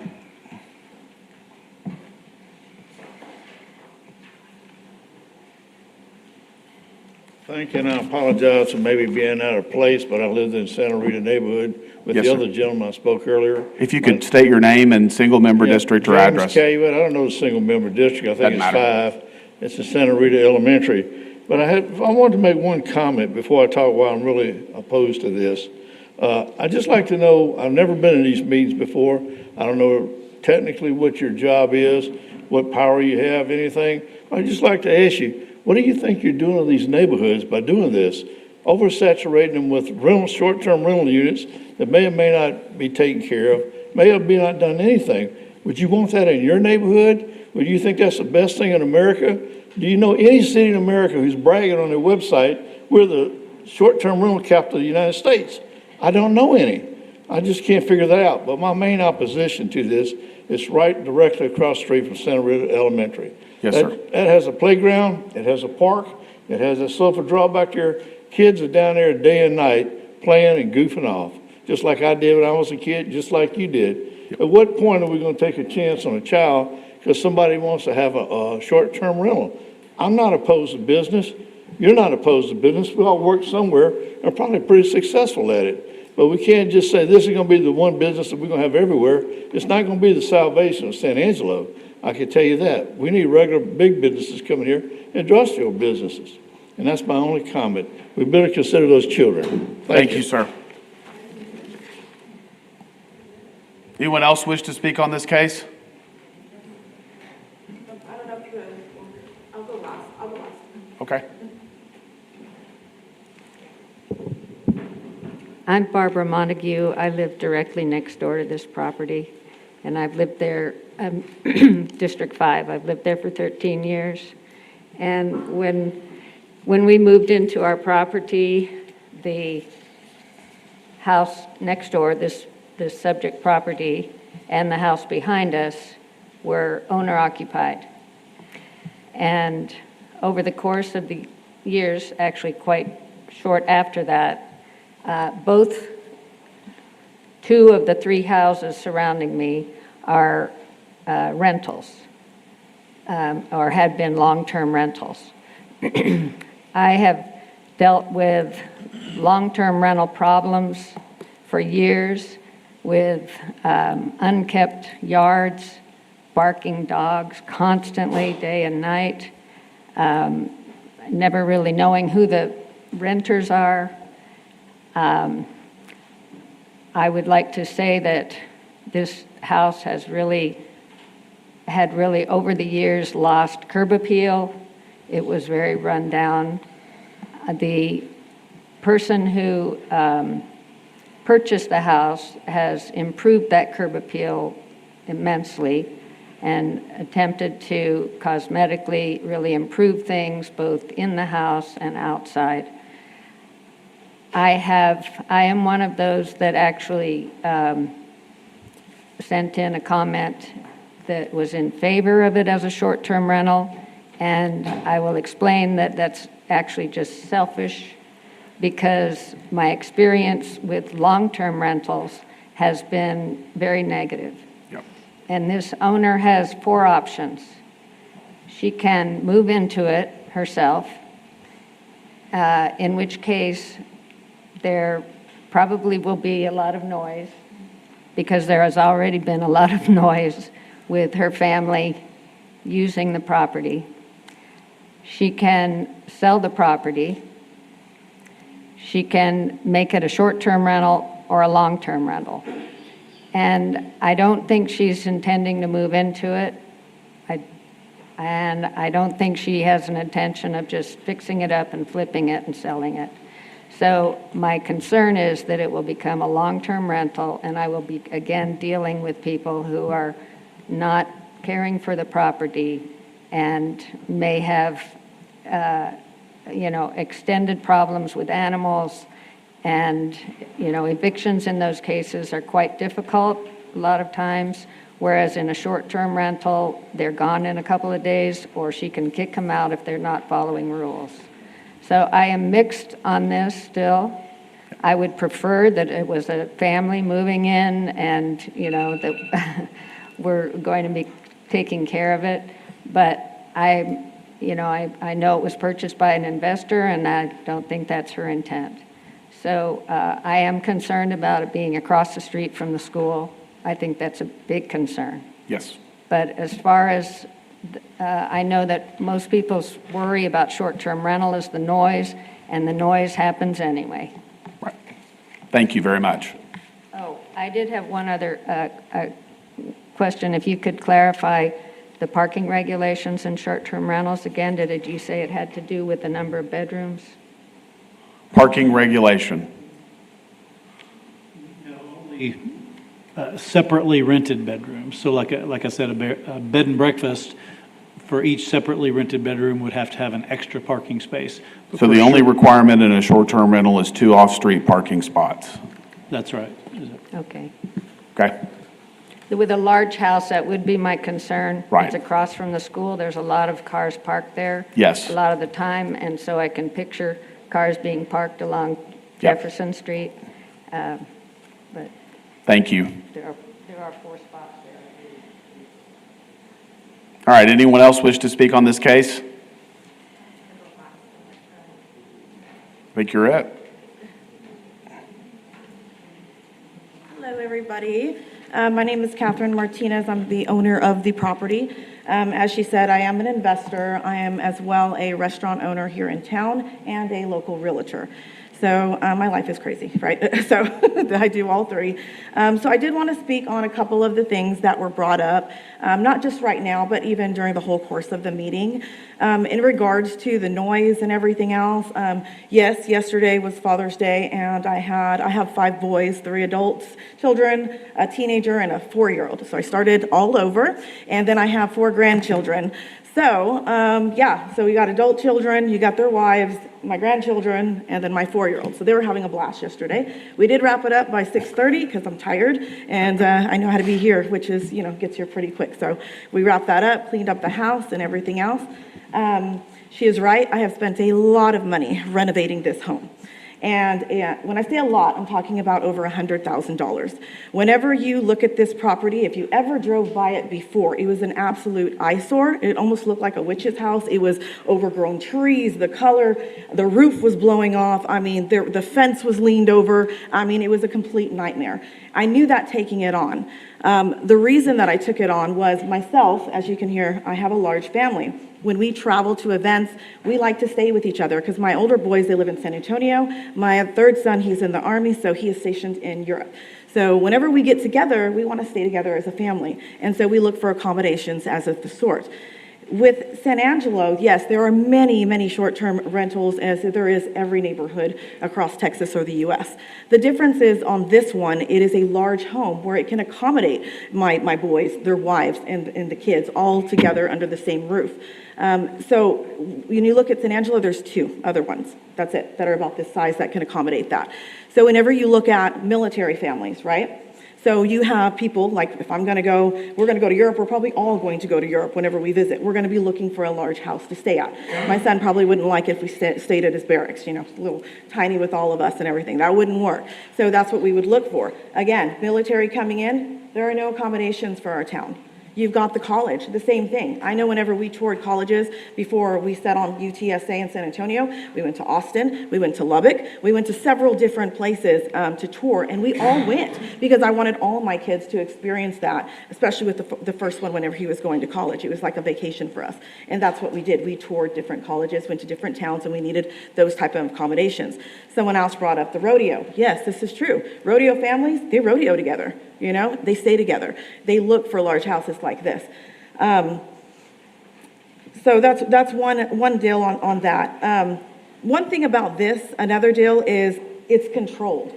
Another lady, she had spoke about as far as, yes, Airbnb allows us to do reviews, and so we can review them as well. So whenever we're looking at that, if I see somebody that likes to party, you think I'm going to spend $100,000 and let someone party in my house? You're crazy. My rules are going to be way stricter than the city's, I guarantee you. And whenever I look at that, I'm just like, okay, my neighbor, any of my neighbors, I don't get to know, they're not carding people. I don't know, who's going in and out of their house. I have no idea. Long-term, short-term rental, I don't know. My neighbor, if she decides to have someone over there that's a bad person, I don't know. I don't get a notice to come over here and talk about it or anything like that. It's not controlled. The city has controlled, in regards to rules, laws, everything. And I agree with all of them, though, yes, they are long, and yes, I had to submit site plans, this, that, all kinds of, things that we had to jump through just to get approved on. Not to mention just paved parking. There's so many more that we have to abide by that any other person wouldn't. So I did want to talk about that. As far as being next to the school, I can tell you it's actually one of the safest places to be for your children. Have you ever gone to Santa Rita or any school for pickup? It's crazy. There's 1,000 eyes out there.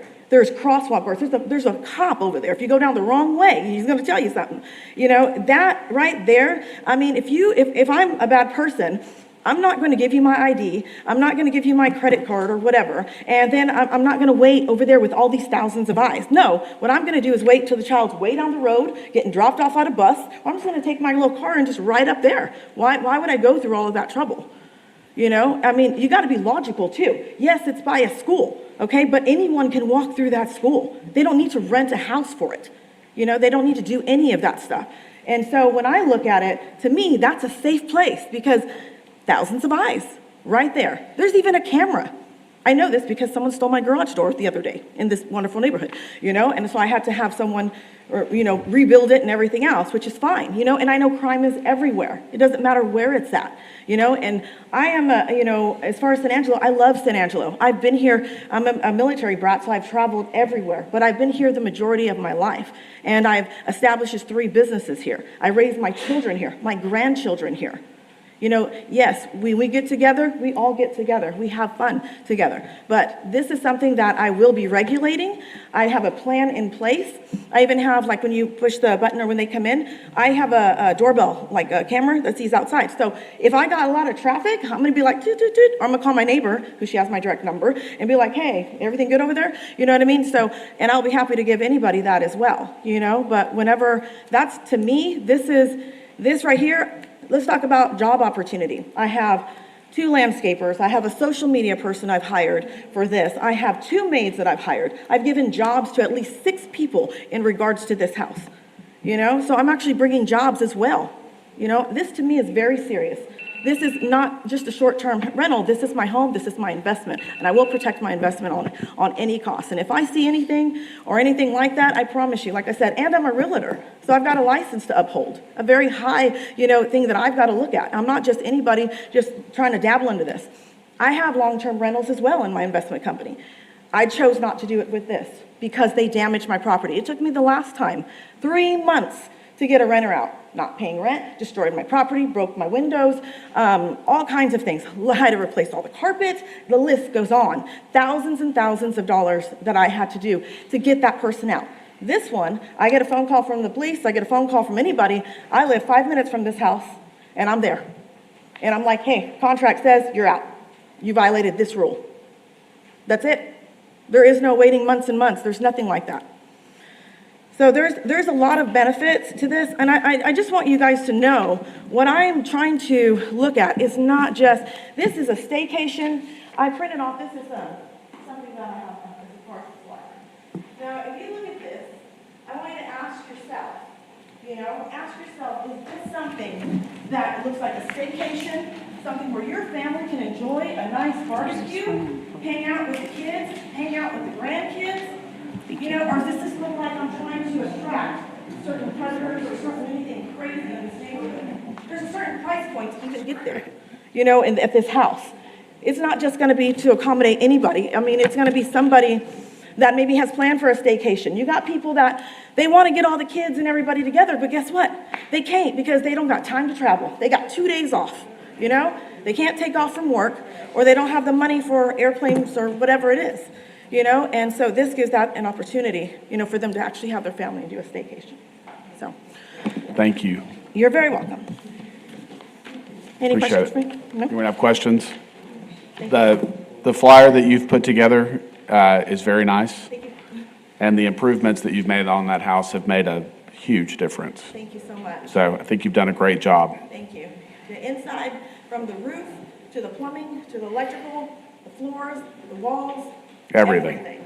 Yes, I mean, it is gorgeous. And I would live there too, but it's so much house for me. And only when I have all the kids, and then they'll always be there. No, I'm just kidding. But no, you know what I mean? That's kind of the way I look at it. Thank you. Yes.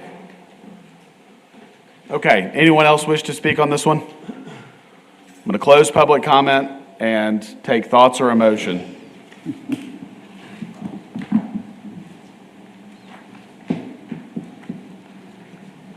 I think I'm about as familiar with this house as probably anyone in this room. My 3 children went to Santa Rita. I went to Santa Rita. My parents went to Santa Rita. I know the school, I know this house, and I am concerned about having a short-term rental property across the street from a school. It is a business, and I think separating the businesses from schools is important. That is my only real concern about this property. I think the owner's done an amazing job with the improvements, and she's the kind of person that we'd like to have running short-term rentals in our community. She has a lot of care and passion for it. And those are my thoughts. Anyone else want to share thoughts or make a motion? I just wanted to share that same thought. I think that you've done an excellent job explaining, your goals and improving the community and the things that you've done to ensure, I don't know, I think in my mind, these are the type of short-term rentals we're looking for, and especially as it relates to the improvement of the property, which even your neighbors spoke to as well.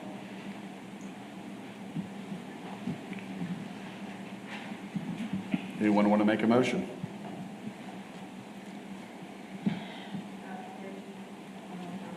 Yes, ma'am. Would you like to, if you would, please come up to the podium. Is there some way that we could get a microphone to her? They're going to bring you a microphone.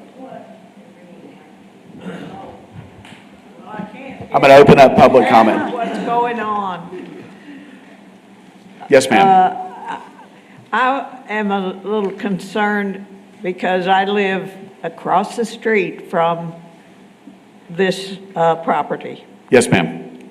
And I've lived there since 1968. And it's a quiet neighborhood. And it has been quiet. And I was hoping it would remain quiet. Yes, ma'am. I can hear at the moment a lot of noise from that property inside my house, which is across the street. That's not very far. Yes, ma'am. And there's a lot of noise coming from outside that house and inside that house. It can be all kinds of noise, from music, loud music. And it's coming from, as I say, outside and inside. There is a pool, and it's very conducive to whoever is there in that home, whether they're lessees or permanent people, that all of that can bother the neighborhood.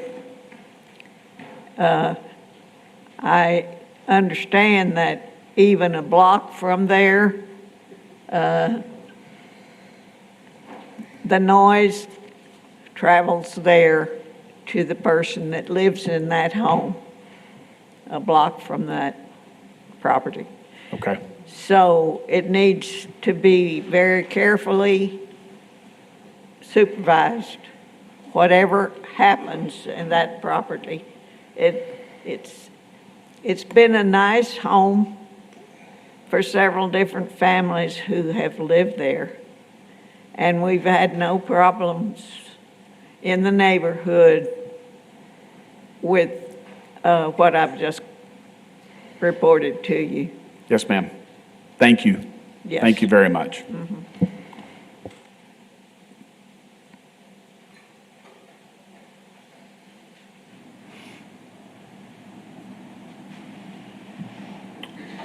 All right, do you want to make a motion? I'll move to approve.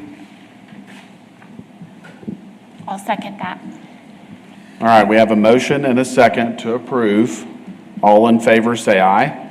Aye. All right, and opposed? Aye. Are you opposed, Candy? So 4-2 to approve.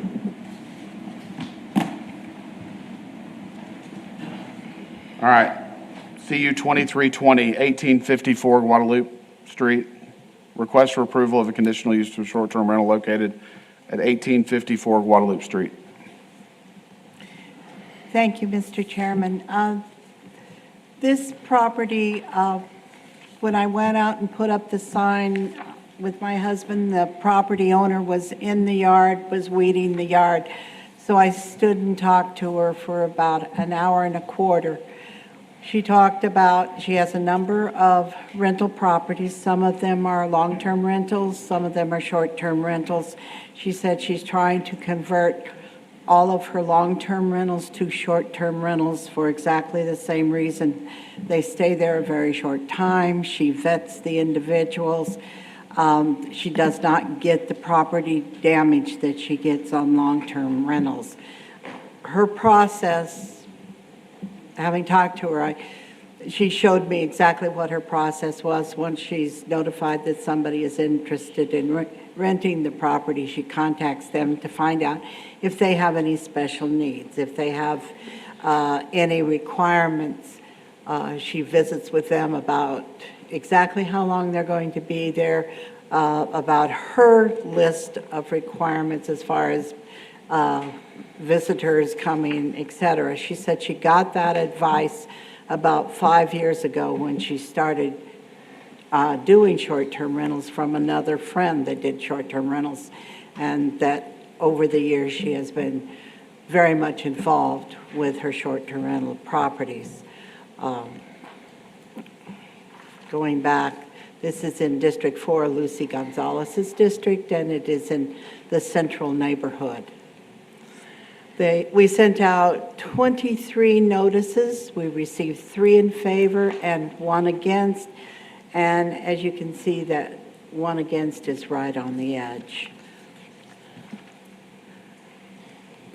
Staff is recommending approval of the conditional use for the short-term rental, subject to the 3 conditions of approval that we have on all of them.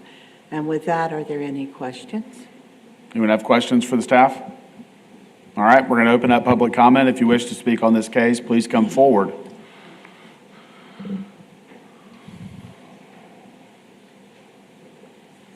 All right, we're going to close public comment, and take a motion. Make a motion to approve as presented. Okay, we have a motion and a second to approve. All in favor, say aye. Aye. Aye. Opposed? 6-0 approved. CU 2323, 914 Wichita Avenue. Request for approval of a conditional use for a short-term rental located at 914 Wichita Avenue. Thank you, Mr. Chairman. This is in District 2, Tom Thompson's district, and it's also a central neighborhood. When we went out and put the sign up in this property, we did talk to a neighbor who said that they were aware that this person had, over a period of time, occasionally had it as a short-term rental, and so I think this is one that came in from the audit that was done. Okay. We have sent out 22 notices. We had 0 in favor. We did have 1 opposed. Again, staff is recommending approval of the conditional use subject to our 3 normal conditions. Are there any questions?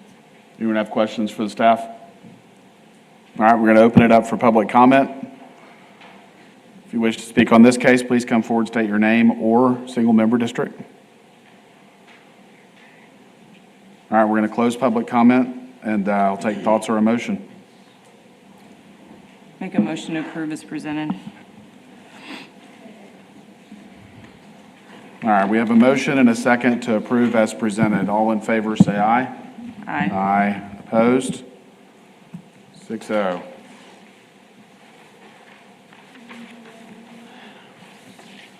CU 2325, 3834 Old Post Road. Request for approval of a conditional use for a short-term rental located at 3834 Old Post Road. This is in District 6, Larry Miller's district. It's in the Sunset neighborhood. When we went out, we again put up the sign, talked to an adjoining property owner who said they were not aware that the neighbor was wanting to make this a short-term rental, but they really didn't have anything that they wanted to say at the time. I encouraged them to send in a notice that they would be getting one, and to send in either positive or negative. We sent out 22 notices. We had 0 in favor, and we did have 1 in opposition. Again, staff is recommending approval, subject to the 3 conditions. And with that, are there any questions? Any questions for the staff? All right, we're going to open it up for public comment.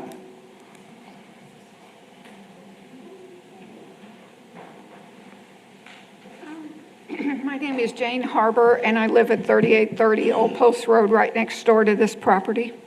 One of the ones that this is my first time attending a meeting such as this, and my concern that brought me here was that if you're going to bring commerce into a residential neighborhood, down the road, what other type of commerce are you going to bring in here?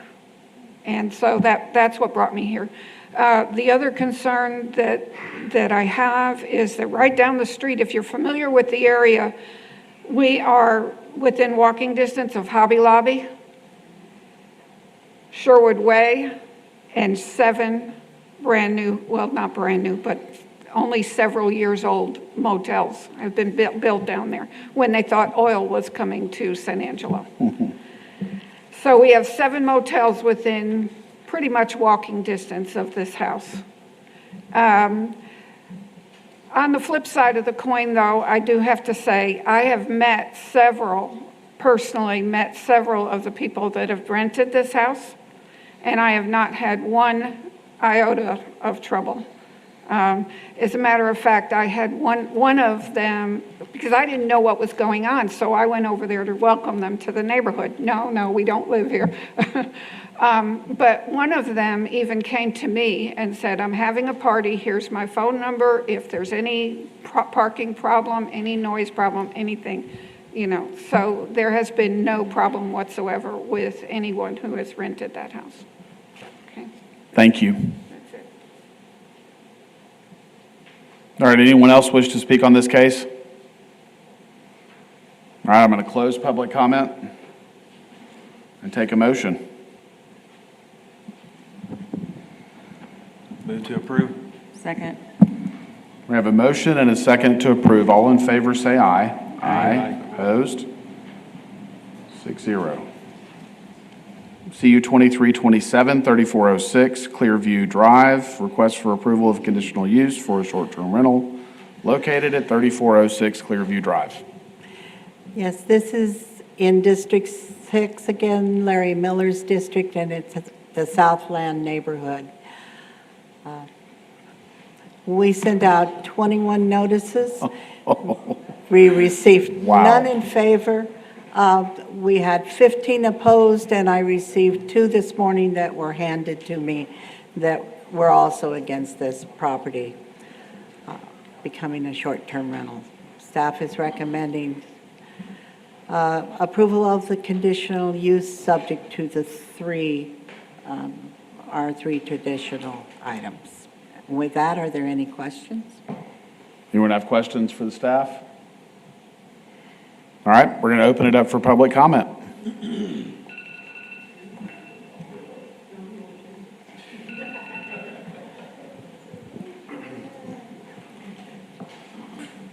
I was wanting to say good morning.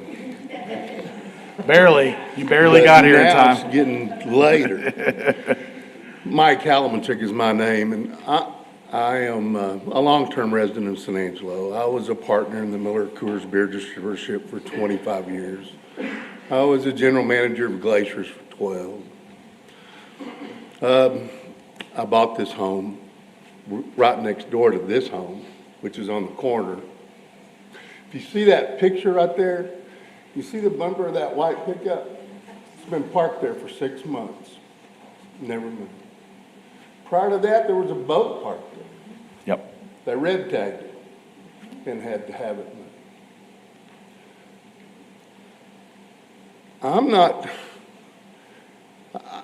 The young man and girl that own this home now have owned it 2 years. They've done a ton of work on it. They have a beautiful backyard, outdoor kitchen, swimming pool. If you were going to rent it, would you be renting it to sleep in a bed or party in that backyard? I think party. I think rodeo, I think boat races, going to be a big problem. And you asked about partying. Well, I told you my background. I know what that is. It can be bad. The back picture of that, there's a fence that goes across that. You can't drive into that. And that fence, I think, is on a remote.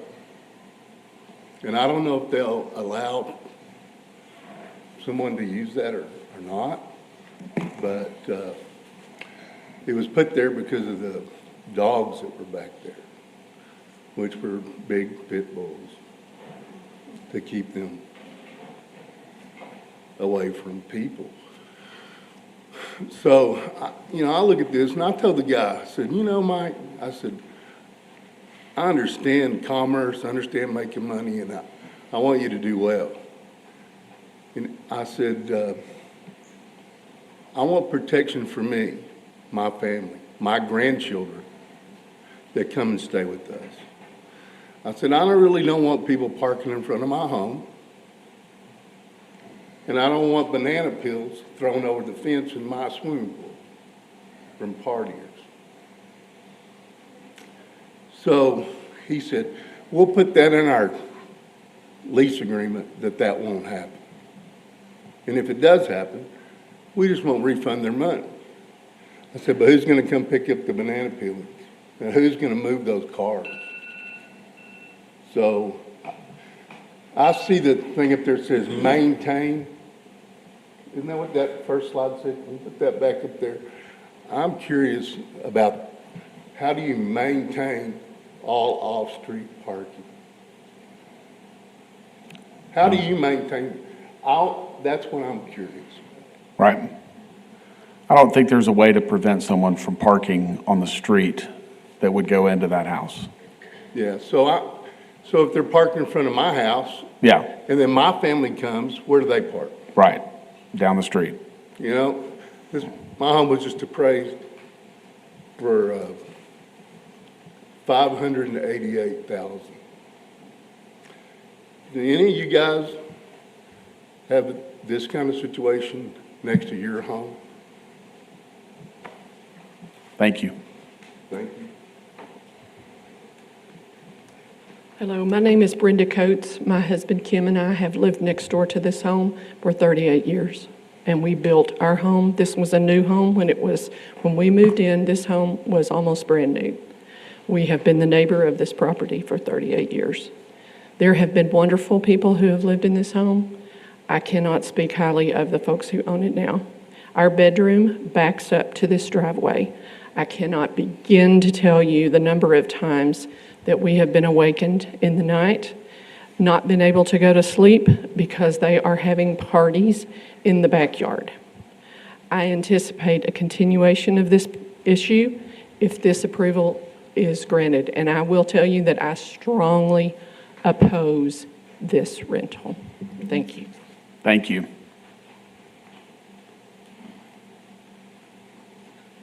Hi, my name is Lori Handley. My husband Fred is here with me today. We've lived in this neighborhood for 23 years. We're close friends with people who you've just listened to. We're a very close-knit neighborhood. This home, as well as the swimming pool and the party atmosphere, is a 4-bedroom home, and it's got about 3 living areas. I know that because my best friend used to live in the house. So it's got 3 living areas in it. It is so conducive to a party atmosphere that will really be disturbing to the neighborhood.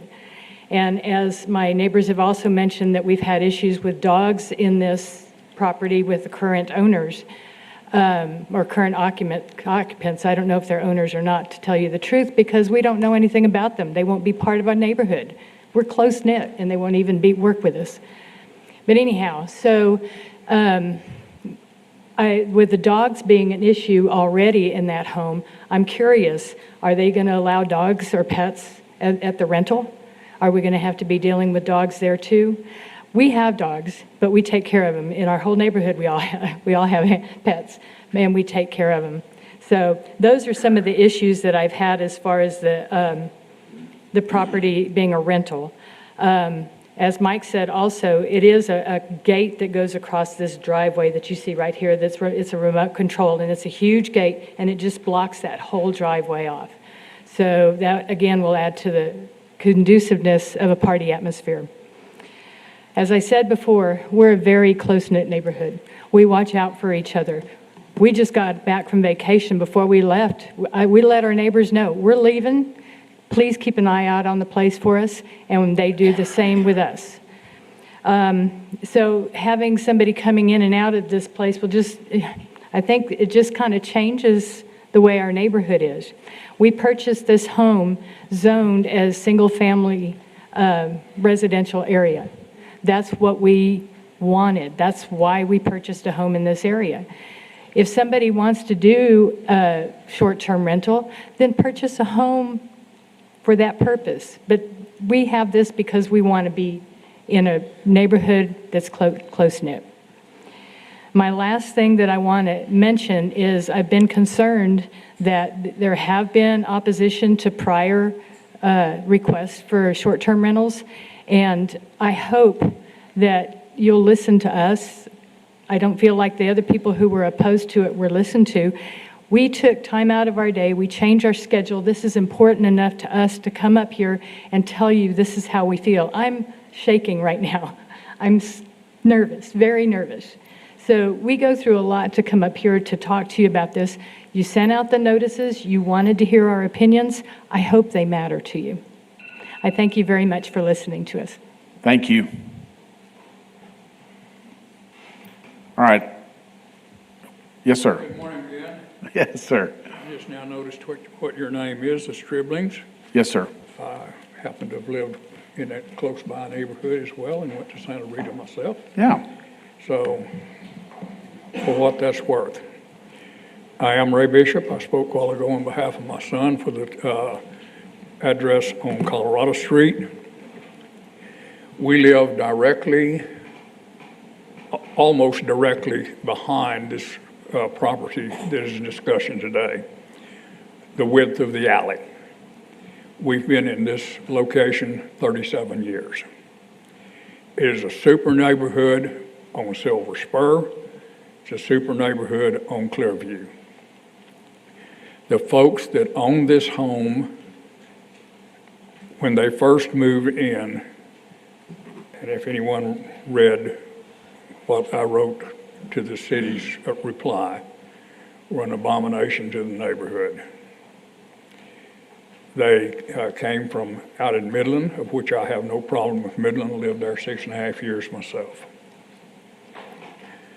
2 pit bulldogs, as you can see by the picture that is on the screen right now. The back was wide open. They had the pit bulldogs encased in a wire screen. The ladies, especially that walk down the alley to our mailboxes, because we have cluster mailboxes at the end of the street. We live on the corner. Mike spoke a while ago. He lives directly behind us. He lives on the corner of Clearview. They have moved out of that house or have left the house. They still own it and have been staying out at the lake. While they were there was parties, there was loud music. They finally did put up a fence across the back of the yard to help contain the pit bulls, because they would run at the fence and hit the fence and all like that and scared everyone walking down that alley, as Lori that just spoke can attest to, and Brenda. This neighbor, and the fellow that had to leave a while ago, Joe Reed, lives across the street. He's been in his location for 38 years. This is a well-maintained neighborhood, as you can tell. Some of us are older. Our next door neighbor to us, who could not attend because she has osteoporosis, could not attend, is up in her 80s. We are, as you saw on the screen earlier, we're opposed. Yes, and sir. we are strongly opposed. This has been a quiet neighborhood. We were one of 4, excuse me, one of 4 houses on Silver Spur when we bought the place that we're in right now. It's at that time, a relatively new neighborhood. We don't need short-term rentals. Yes, sir. We want to keep our peaceful neighborhood. We would please encourage you to consider not approving this. Thank you, sir. Thank you. Is the applicant here?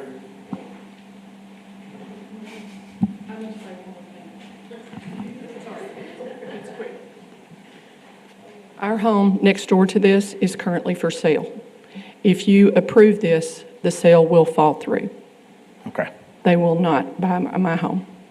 Thank you. No applicant? Okay. Yes, sir. Fred Henley, my wife just talked to you. I just want to make a quick statement. Everybody's talking about the family that lives there. We're glad they're gone. Right. I gathered that from the comments. But I'm here to talk about Airbnb and these kind of things. Yes, This sir. is a very quiet neighborhood, mostly retired people, and we really don't want to have some kind of an STR down the street. Yes, sir. I understand. Thank you. All right. Anyone else wish to speak on this case? All right. I'm going to close public comment. Leave it up to my peers here to make a motion. Okay, so obviously we've seen some cases come before us today with some opposition. This by far has, I would say, the entire neighborhood in opposition, and there's only been probably 2 cases over the past 2 years that we've truly seen the entire neighborhood come out in full protest of the STR. And in my opinion, based on what the neighbors' comments have been, and I am actually familiar with this house. It was for sale a few years back. I do not believe that this would be a good use in this neighborhood as an STR. So I'm in opposition. I agree. I don't think you can ignore 17 letters of opposition. Is that a motion? No. Sorry, yes. Oh, We have a motion Second. and a second. All right, so we have a motion and a second to deny. All in favor, say aye. Aye. Opposed? All right, 6-0 to deny.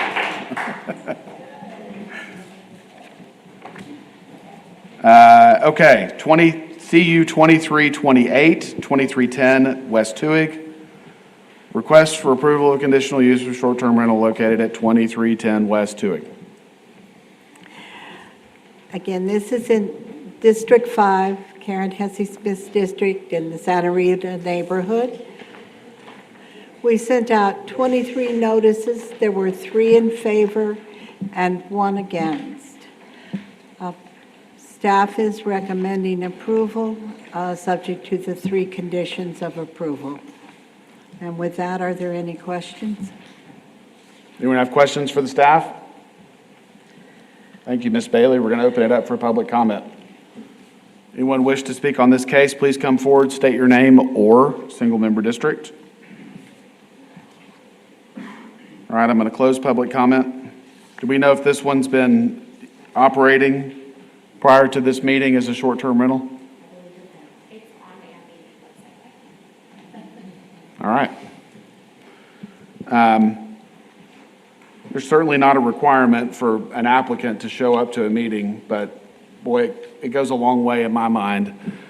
We have rules, we have guidelines for maintaining these short-term rentals, and I think to see the care and the commitment to maintaining these properties and caring for the neighbors and doing the right thing for the neighborhood, for those that are operating is really important. So it's hard for me to support a short-term rental that doesn't have the applicant here to speak in favor of it. But I will defer to my colleagues to make a motion.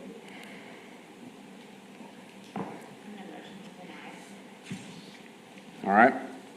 We have a motion to deny. Do we have a second?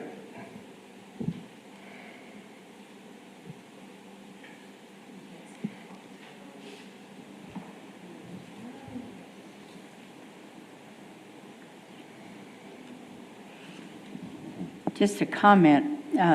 Yes, ma'am. In the background, the staff has applicant didn't come back for renewal, so this is a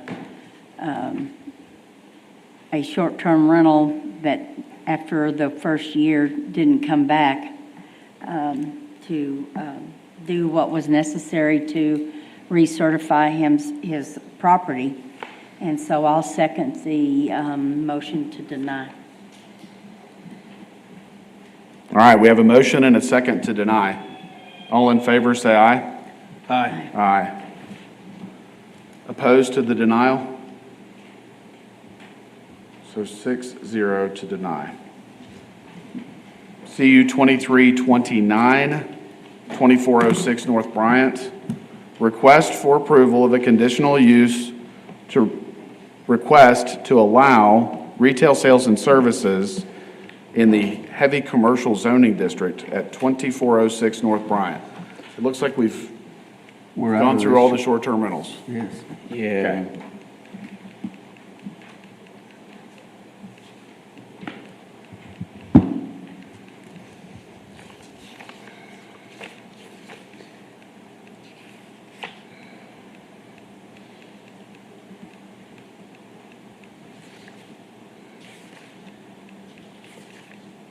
Okay. Was it on? We got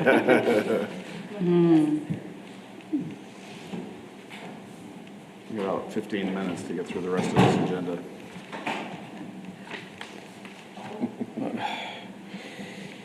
No rush, Zach. It's in here, let's see.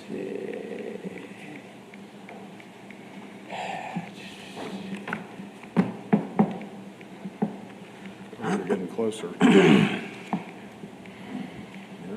Maybe.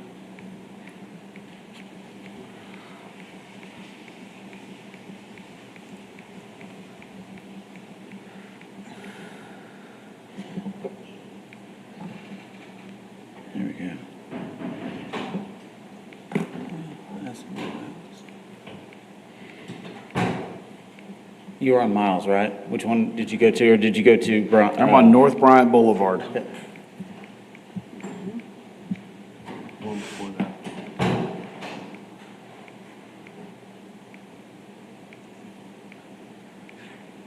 While we're looking for this, can I just ask a question after we beat short-term rentals to death? Yes. Okay. Is it, does the staff recommend that the owner who is filing the application attend the meeting? Is that a recommendation that y'all provide? Yes, we typically will tell an applicant that it's usually in their best interest to show up at the meeting. Yeah.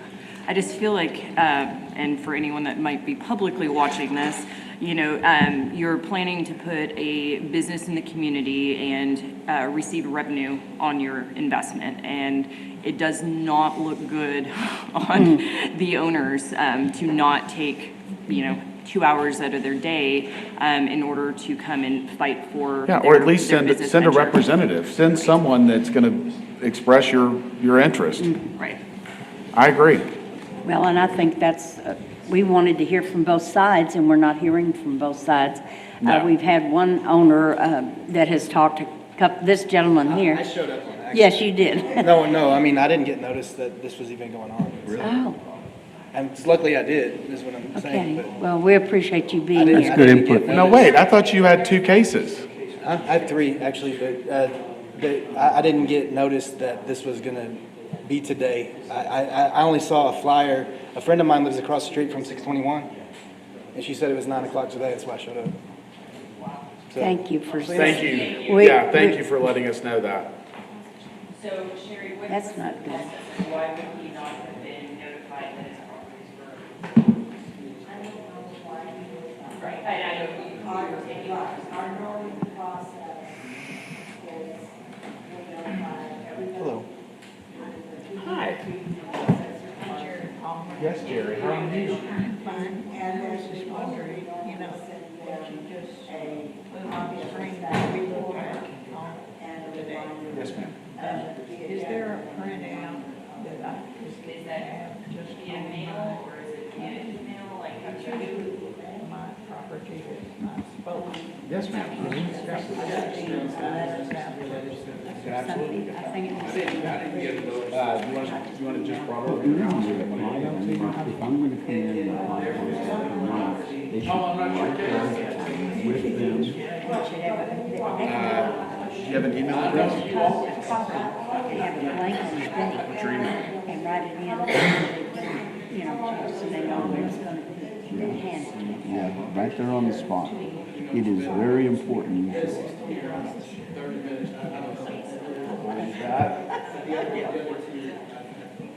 Okay, G.C. Palmer, 32.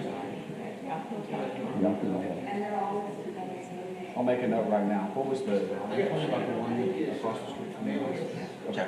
Jefferson, I'll get you that info. Yeah. And I've been in mine. It's a great house. I've seen different owners over there, but not a rental, not a. Right. Like I'm saying. No, I don't know what. I think they told us That's good. That's mine again. they keep going to 2314.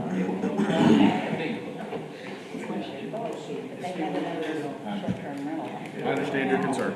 And then the noise level. Wow. I've already experienced that because it isn't a done deal yet, you know, the regular part. But noise level is something else with who's in there. I keep complaining, and there's an ordinance against noise over after 10:30. I mean, it's written in the ordinance. It's done. And so, I mean, that's an obvious. But even during the day? Yeah. Yes, sir.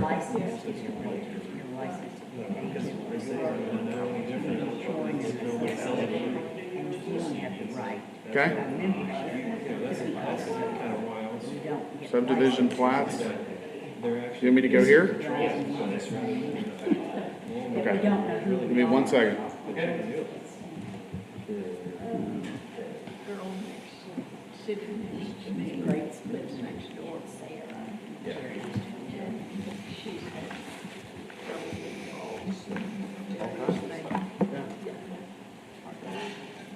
Some of these people are gonna get rude awakenings when they were running around with the night tour. Carefully at how many actually responded to the notices. Not many. And then see that's another thing. There are a lot of career people. I have 5 and 6 years in my block. One thing that I do give them a little bit of credit for is their fine benefits. And I think that, Yes. yeah. Anybody, not all bother to respond. There was no way I could have voted for against the 17. It's a family. In my area. And I know that area fairly well. Well, I'll get this emailed over to you. Yes. And he would help Hal. You know, it was just Hal that was left in the neighborhood near him. He's a little bit down. I can run a copy and drop it by. If anything like that near him, he would have a. Yeah, we'll take care of it. It's on the corner there. Just plan to go see before you do the. And our superintendent, he lives a block. Carl White. Yes, ma'am. Look at that little girl. Oh boy, I can't tell. That's what we ought to be doing. That's where that See a little girl down there. I gotta get back to the meeting. I'm sorry. Sorry. Good to see you. No, we're not quite done. All right, so, sorry for the delay. The next case, we're gonna skip down to Z2306, 2153 Valley View Drive, a request for approval of a rezoning from single-family RS1 zoning to two-family RS2, a property located at 2153 Valley View Drive. Okay, Zach Rainbow, Planning and Development Services. As you mentioned, this is Z23-06, 2153 Valley View Drive. Current zoning is single-family RS1, 0.329 acres. They propose to rezone to RS2 to build duplexes. Single-member District 1, Tommy Hebert. Country Club neighborhood, as you can see to the south and east there, that is the Bentwood Country Club. Here's the aerial here. You can see the property outline. As you can see, the properties to the north and south have multifamily zoning. Have the RS3 zoning, which is multifamily, 0 lot line, and then the properties to the west and north are duplex zoning as or RM1. Zach, I'm sorry, I want to correct that. RS3 is not multifamily. It's high-density, single-family. Okay, 0 lot line, high density, single family, which allows townhouses. Yes, sir. Et cetera, and then RM1 is to the east and to the north. Yes. Allows the multifamily. However, many of the homes did develop in single-family fashion. Staff's recommendation is approval to zone from RS1 to RS2. The vision plan calls for neighborhood, which RS2 is compatible with. The difference is, get to those. The main difference is the allowance of duplexes and also the Florida area ratio. That's included in your staff report. With the rezoning, it goes from a 0.5 FAR to a it's 0.45 to a 0.5. That and the duplexes are the only difference in the zoning from RS1 to RS2. A picture of the lot here. Picture of the intersection you can see. This is the last vacant lot. What happened when the neighborhood was developed, this was set aside as a community mailbox lot, essentially. It is no longer used as such, and is large enough to split, therefore the reason for the request. Staff is recommending approval from RS1 to RS2. Again, it's compatible with the zoning surrounding it. It's compatible, it meets the criteria within the land development subdivision ordinance, and staff is recommending approval. Be happy to answer any questions. Zach, are there any duplex properties nearby? I see the zoning, but I don't see, based on this aerial photo, any duplex properties. They're going to be townhomes, so it's going to be more than just a duplex, split by lot lines, 3 minimum to the east there. 0 lot lines when they're attached and divided by the property lines, those are townhomes. A duplex would be on 1 lot. Okay. With no common lot line splitting it. Okay. I'm sorry, you said they're townhomes, not duplexes. That's correct. Correct. And I'll show you some. Yeah, do you have any renderings? Do you have something that shows what they're planning to do here? They did not. It's just a straight rezoning to single family. I did not have a design layout of the home they're proposing. We're not rezoning to single family. This would be a duplex, right? Correct, but Okay. yes, 2 family single. Okay. Anyone else have questions for Zach? All right, thank you. I'm going to open it up for public comment. Anyone wish to speak on this case, please come forward, state your name or single member district. Hello, my name's Dwayne Custer, and I live in the cul-de-sac on Valley View Court, 5210. And I've spoken with the people that live in the cul-de-sac, and I assume they are the ones all that sent in the disapproval. There's a demarcation, I believe the street's called Westway. Anytime you turn off of Knickerbocker onto Valley View, yes, on the right-hand side, full of duplexes. They don't keep their yards. Those are townhomes. They're not duplexes. They're townhouses, right? They're duplexes. They're duplexes. There are no duplexes beyond Westway. Everything to the north is townhomes, patio homes, or single-family residential homes. Okay. The people that's fenced back up to this piece of property weren't able to be here today, but I spoke with Gilbert Arocha and his wife, and they're very opposed to it because they don't know what's going to go in there. Right. If they changed it over to putting in townhomes, it might be different. People seem to take a little better care of a townhome than a duplex. A lot of times a duplex is purchased and then rented out. Right. And we don't want that in our neighborhood. Okay. A lot of people don't want the STRs, evidently, that I've seen today. Yes. We don't want the duplexes beyond that demarcation. There's already duplexes to the south of it, or actually to the west, really. Yeah. So that's our complaint. We just don't think we need that. Thank you. Thanks.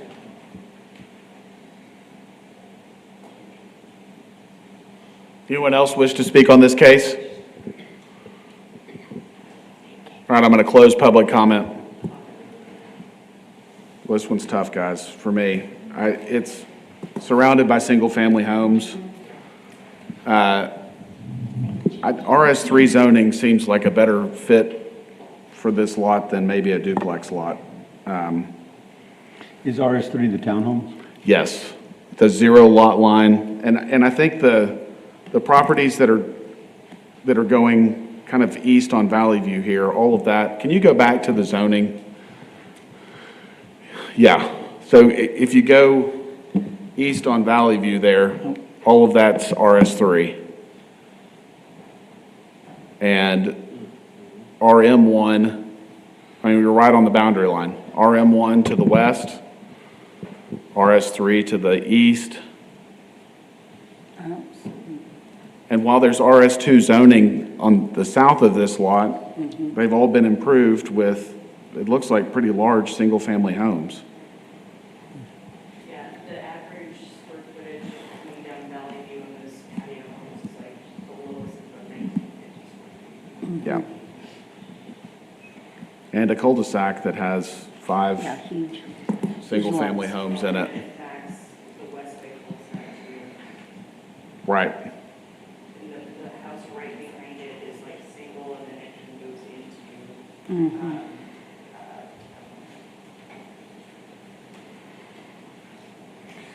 I make a motion to deny. I'd like to see an RS3. I know that area real well. I travel it every day. Yeah. And I think we need to contain the duplexes where they are currently. Okay. Second. All right, we have a motion and a second to deny. All in favor of the denial, say aye. Aye. Opposed? So 6-0 to deny.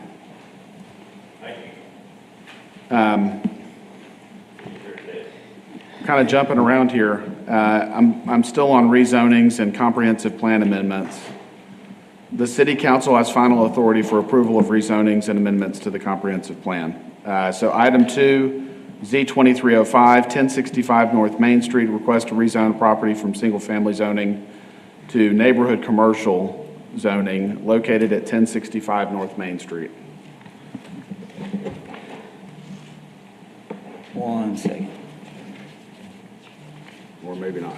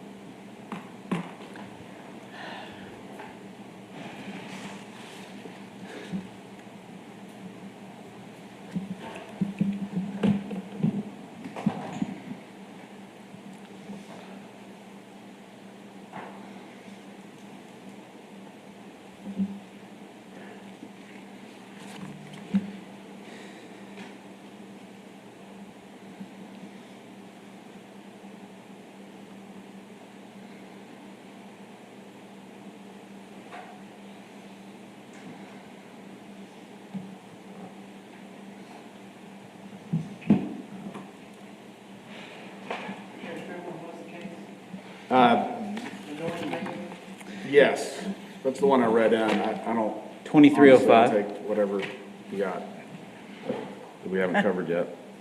It was on the first one we had up. Whatever you Yeah, get. just read in whatever it is. Okay. What's next?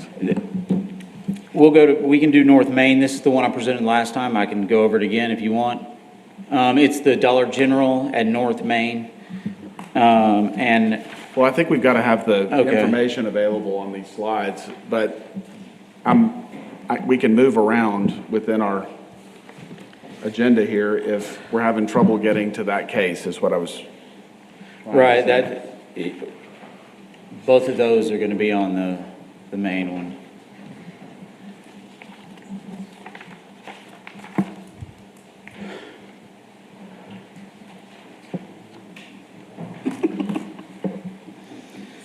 This is long, I think we need to. Austin? I'd like to tell you this is not normal. Yeah. Well, I realize a lot of it is this stuff up here, but we're gonna have some meetings and, at council. Another study committee to revamp the rules from all the suggestions and redo it? Yep. If it has That'll work. problems? So I see us being, having another short-term rental approval group to study this and bring back to, Okay. This is 1065 North Main, Z2305, single family, RS1 neighborhood commercial, and RP 2312, a plat, as well as the alley closure that was approved and conditioned last time at the meeting. If not, it's for the alley closure as well in the middle. I'll explain it again. So the replat incorporates a portion of the alley. I have an image of that I will show you. Located a half block west of North Main. There's a cemetery to the east, commercial churches and other developments to the north, and a vacant neighborhood to the south. I mentioned the zonings. Again, the property combination of vacant lots, unimproved alley at a major section of two heavily trafficked streets. The rezoning request would go to commercial neighborhood, which would allow the applicant to consolidate and build a new commercial retail store, Dollar Tree in this case, pending approval of the rezonings and replats. Here's an image of the right-of-way abandonment, again, to incorporate a portion there. Again, the plan is there's a fire hydrant located in a portion to be closed. They will locate it per the plans and for the applicant with the one existing home left. You can see there to the west. So he is being accommodated for to make sure he has all public utilities and services. The reason it was not, we missed the variance request on the agenda. So it's variance request to no curb and gutter and pavement widths for both streets to maintain them at their current widths. He applied for this prior to the change. Staff is okay with that. City engineer and planning director are recommending approval and are in support of that. It's a total of 0.81 acres, and the alley is 20 by 105 feet. Right away and the replat, they meet the criteria necessary to grant an approval. 14 of them are fully developed, however, so I was incorrect there. It's the pavement width they sought a variance for. It's below standard. It's in your packets, what they are in Kevin's comments. Engineering, he's okay with that. City staff didn't think we would, at any point in the future, gain any further additional right-of-way, being a cemetery and the developments around it. Platted in 1951, never improved. It's an infill area. Utilities are available to all lots in the streets. Traffic patterns for the alley, the use is non-existent. We did send out a notification for all the property owners. Most of them are owned by a combination of about 5 to 6 property owners. However, each one did get a letter per property. It's almost entirely built out. No significant effect granting the variance. Plat allows for the infill and development in an area that does not have any currently, and is encouraged in seeing a slow pattern, but a pattern of redevelopment. This is for approval of the plat. Again, the conditions required of a plat, recordation of the alley abandonment included with that, and then other conditions as listed in your plat, typical plat conditions, tax certificates, record plans. I believe they've already started all the all these plan submittals, sidewalks and constructions, and just some notational comments.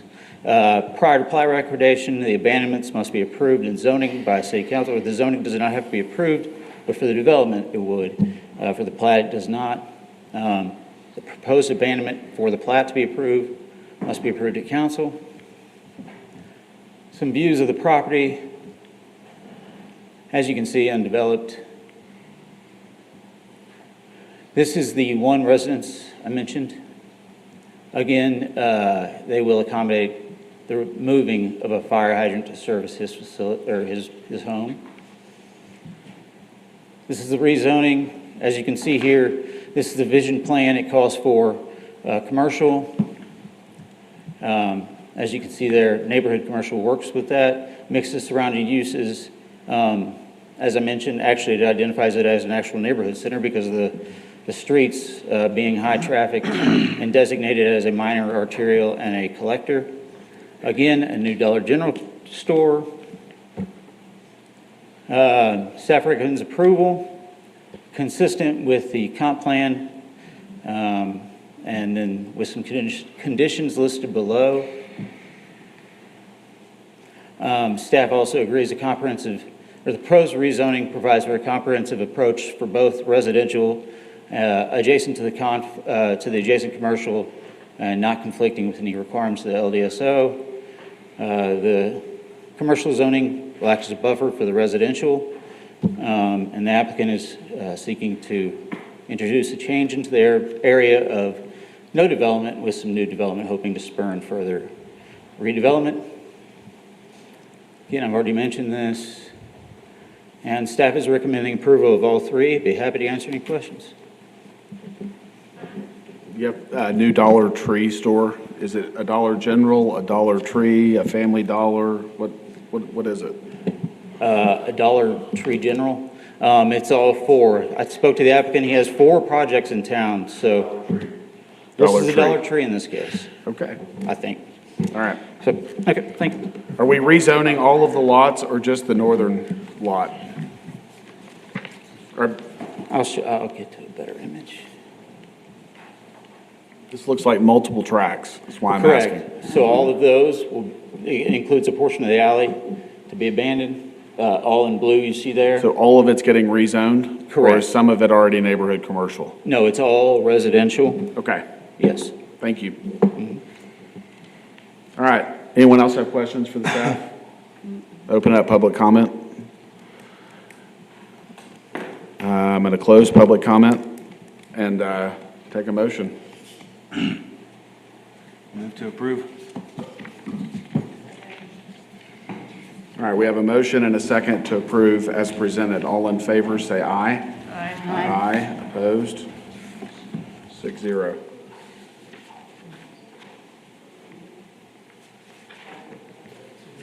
All right, right-of-way abandonment, 1065. Oh, that's all part of the same case. So I need to read this in.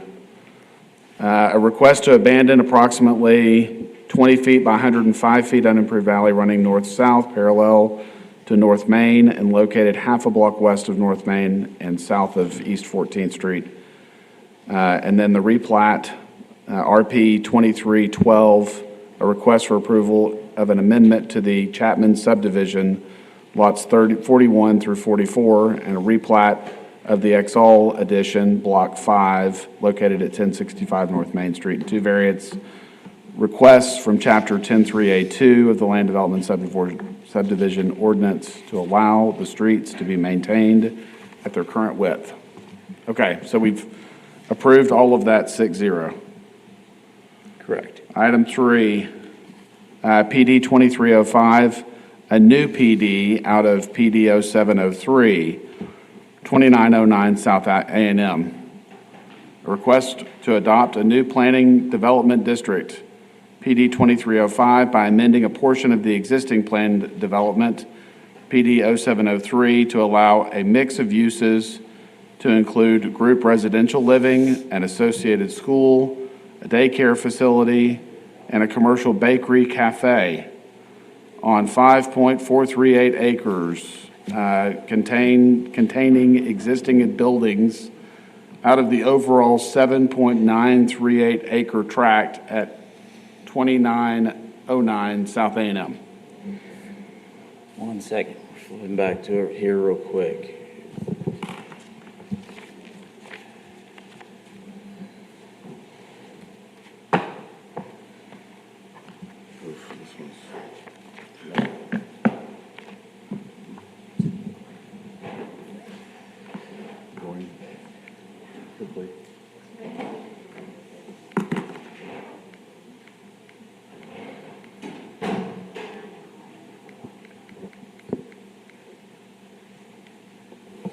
Okay, should I wait? No, please go ahead. Okay. Z 2304, a new PD, 2305 out of PD 0703. That's a possibility. That's internal numbering. That may change based on what's decided here. It's a request to rezone a PD that was approved in 2007 for assisted group living at 2909 South A&M Drive. The entirety of the property is 7.93 acres. The proposed change would take the center portion, which includes most of the buildings, except for the very most southern one. And the request is to allow a base zoning to include uses that allow the mix of a home, specifically pregnant teenage girls, associated schools, daycares, a bakery and cafe. On the subject, the area with the buildings is 5.43 acres. The vision plan map calls for neighborhood. Again, there are commercial aspects proposed with this. It's in District 5, Karen Hesse Smith. 35 notices were mailed out, none in support, 2 in opposition. I have a note there. Most of these people didn't want to give their names or addresses, but I did receive, and staff did receive, a multitude of calls, but could not. The only written or verbal opposition with a name given was 2. And but one of them was inside and both were out. They didn't make it to the map, but one is this property to the south and one out of the 200 foot in the neighborhood to the east. Most of the phone calls I got were the neighbors that did receive phone call or mail outs, and many of them, I did not get one in support. Their concerns were, as mentioned before, the uses, the traffic, the crime, the asbestos in particular. They may be here to speak to it, but I believe it's under possibly condemnation or Board of Building Standards to come into repair.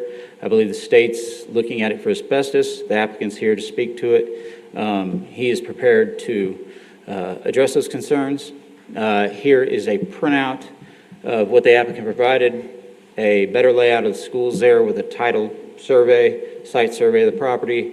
I tried to identify there. The residential building would be the large one to the southwest, 7,500 square feet almost, 16 bedrooms, daycare, 80 kids, 17 staff, including, and then there's a bakery, a cafe, where they also sell coffee.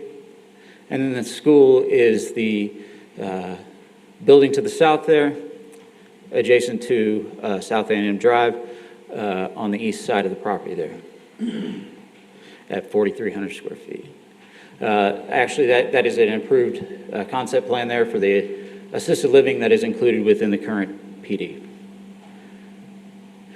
Option 1 leaves a PD with the desired uses, or leave them as a PD with the current uses as assisted living, which would do nothing for the applicant. Here is option 2. This would pull it out, making it a PD on its own, leaving the rest as its current zoning PD or back to RS1.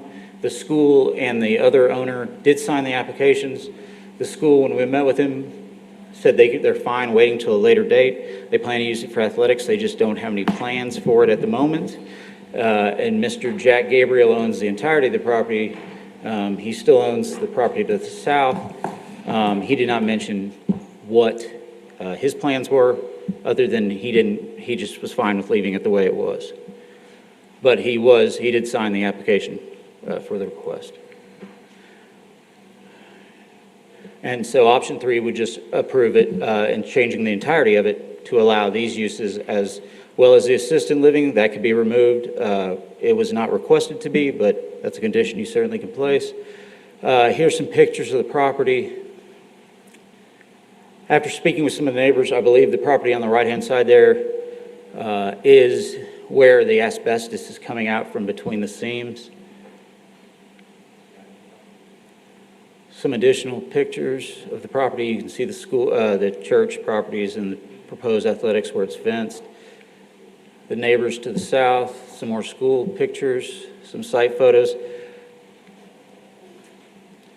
This was reviewed pursuant to Section 212 of the LDSO. The church and school have existed since 1960. A conditional use was approved in 2016 for a new school building. Since then, there have been multiple requests. I believe one was a bottling plant for the most southern building, and a multitude of various requests since. The neighborhood has come out and spoke, from what I can find, with these same concerns.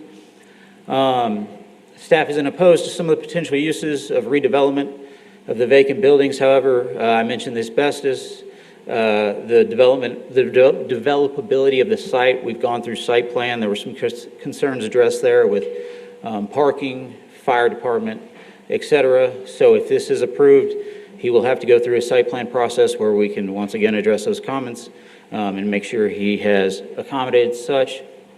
Again, staff, based on the plans, planning theory tells you to recommend approval, but based on the conversations with the neighbors in the previous cases as well as this one, staff is kind of here to let the applicant make his case, let the opponents make their case, and let the chips fall where they may. We do have some concerns, but planning-wise, it works. It matches the vision plan. The use into typically seemingly controversial to a neighborhood. However, the neighbors do have concerns. So be happy to answer any questions. So the staff is not making a recommendation? We are not making recommendations. Okay. Okay, so correct me if I'm wrong, this came up technically on last month's agenda and was pulled. At that point in time, from my recollection, and please correct me if I'm wrong, there was a considerable amount of the neighborhood that did come in attendance until the item was pulled. Am I wrong? I think there was quite a few, but not as many as 17 or 18 that we had on this other. And letters were sent out again. Yeah. Let's, There may be some here now. let's open it up for public comment. Let the applicant speak if he's here.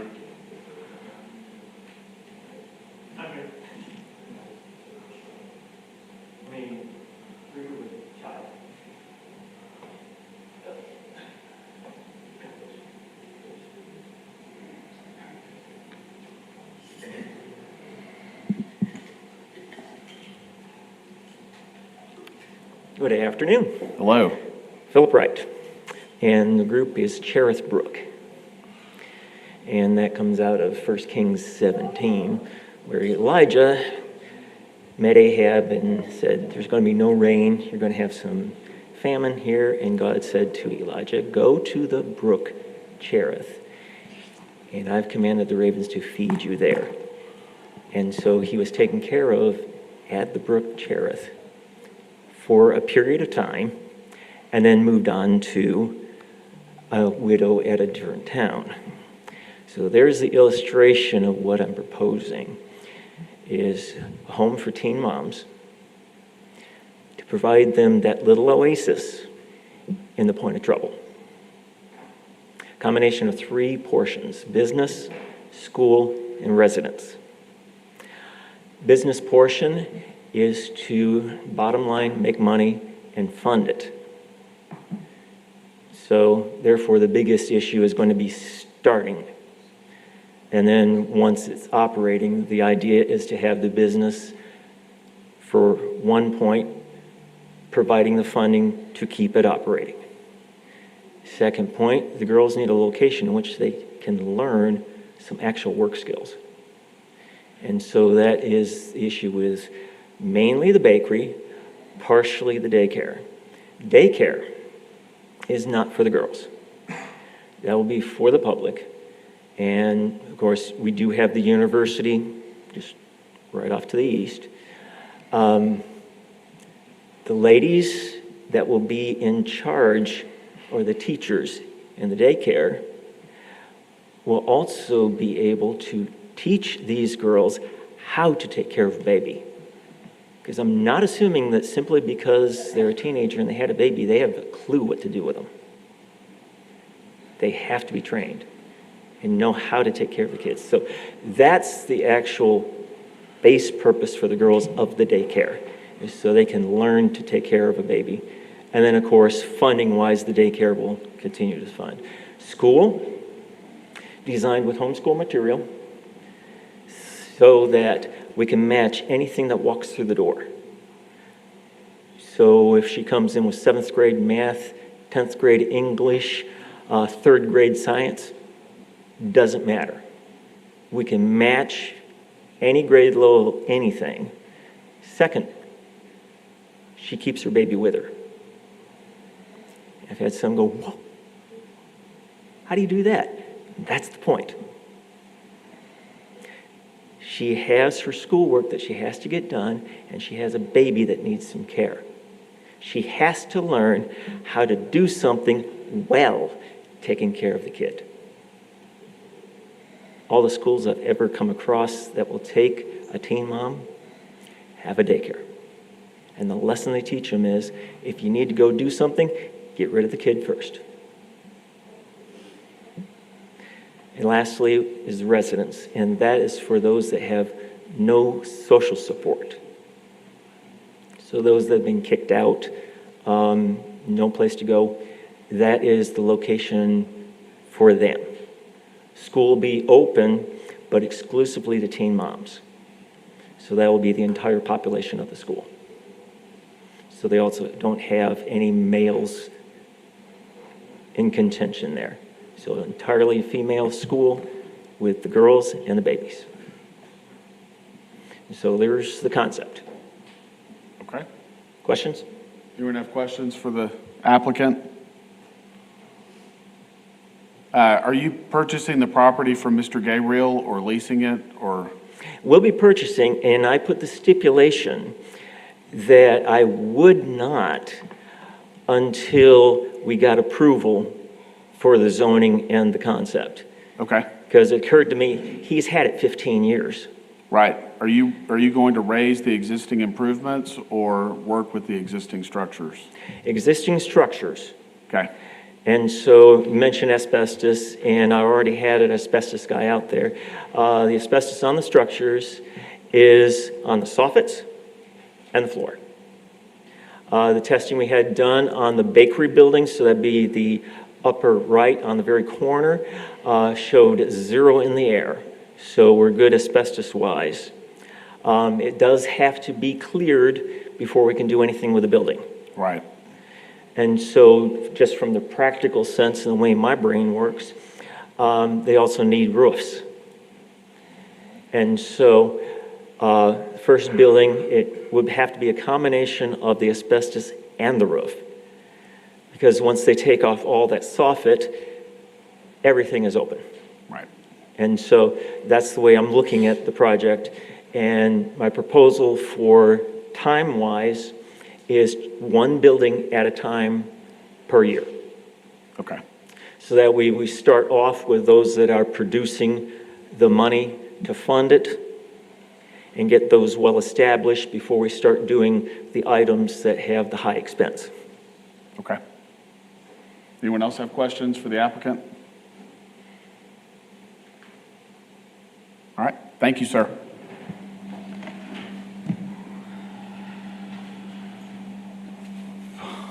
Good morning. My name is Flo Loiga. I live at 2790 Harvard, District 5. I've lived there 35 years. I have some pictures for y'all to look at of the existing condition of this. Jack's owned the property for 18 years, has done nothing. He doesn't mow, he doesn't do anything, the roof's falling in. The reason the neighbors did not turn in their application was because we think the property should be condemned. My husband is a lung transplant patient. Asbestos is okay if it's contained. Okay?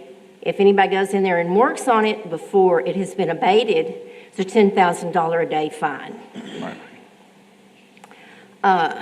These are, as Brenda Gunner put it last year, we may not be the nicest neighborhood, but it's my castle. And I think she described it very well, that we do not want to see this. So we don't mind a neighborhood that he's describing, but where is he going to get the funding? He says he's part of, I believe, Sheriff's Brook or whatever it is.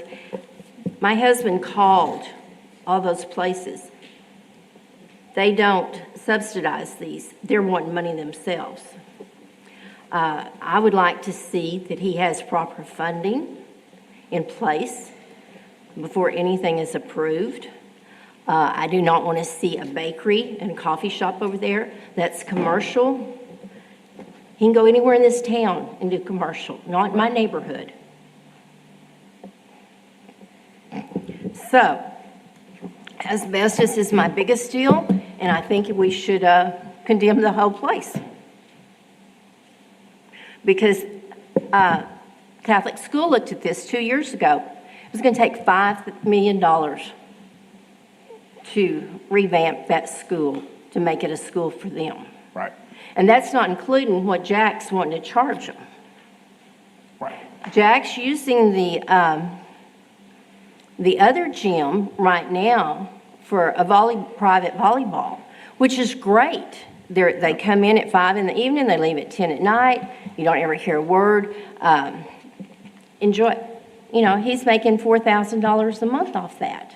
He can go in and put windows in that building over there. We don't know who is all vandalizing that. Every week there's new windows broken out. There is a big deal on top of the roof. They painted it last week. They did graffiti. I don't know if they've taken all the copper out of last week, off the roof. You know, it's just a place for vagrants right now. But I don't believe, I would like to see, if this gentleman is going to do this, I would like to see how much money he has available before he starts on this. Thank you. Thank you. All right, anyone else wish to speak on this?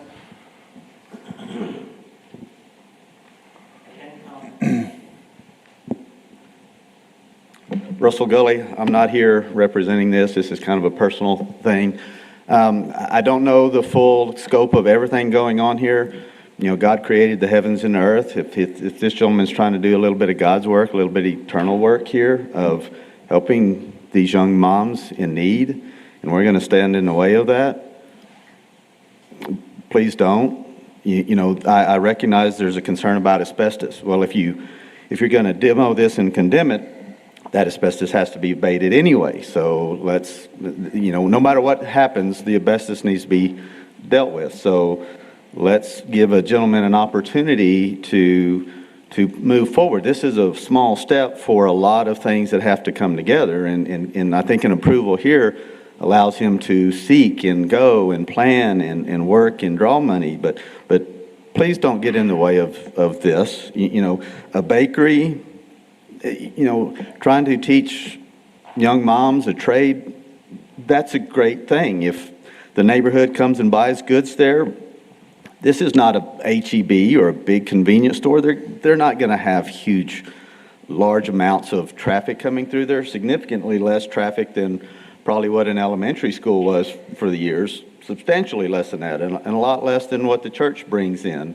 probably on Sunday. So please, again, let them go and move forward and keep working on and doing something I think that's going to reach and serve so many, a great need for San Angelo. Thanks.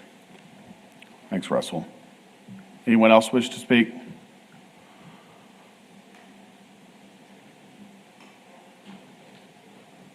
Asbestos was mentioned, so I'll let you know, there is a company that does remove it.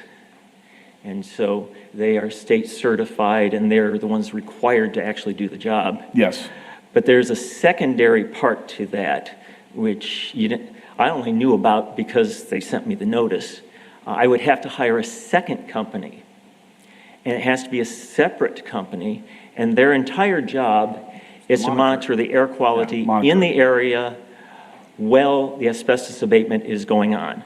Yes, sir. So hopefully that would abate any issue, with actually dealing with the asbestos. Thank you. All right, anyone else wish to speak? All right, I'm going to close public comment. Man, this is,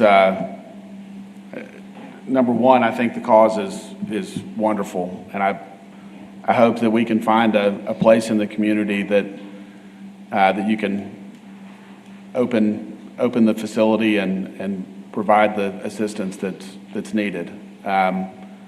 This building is one of the most difficult buildings in our community to deal with.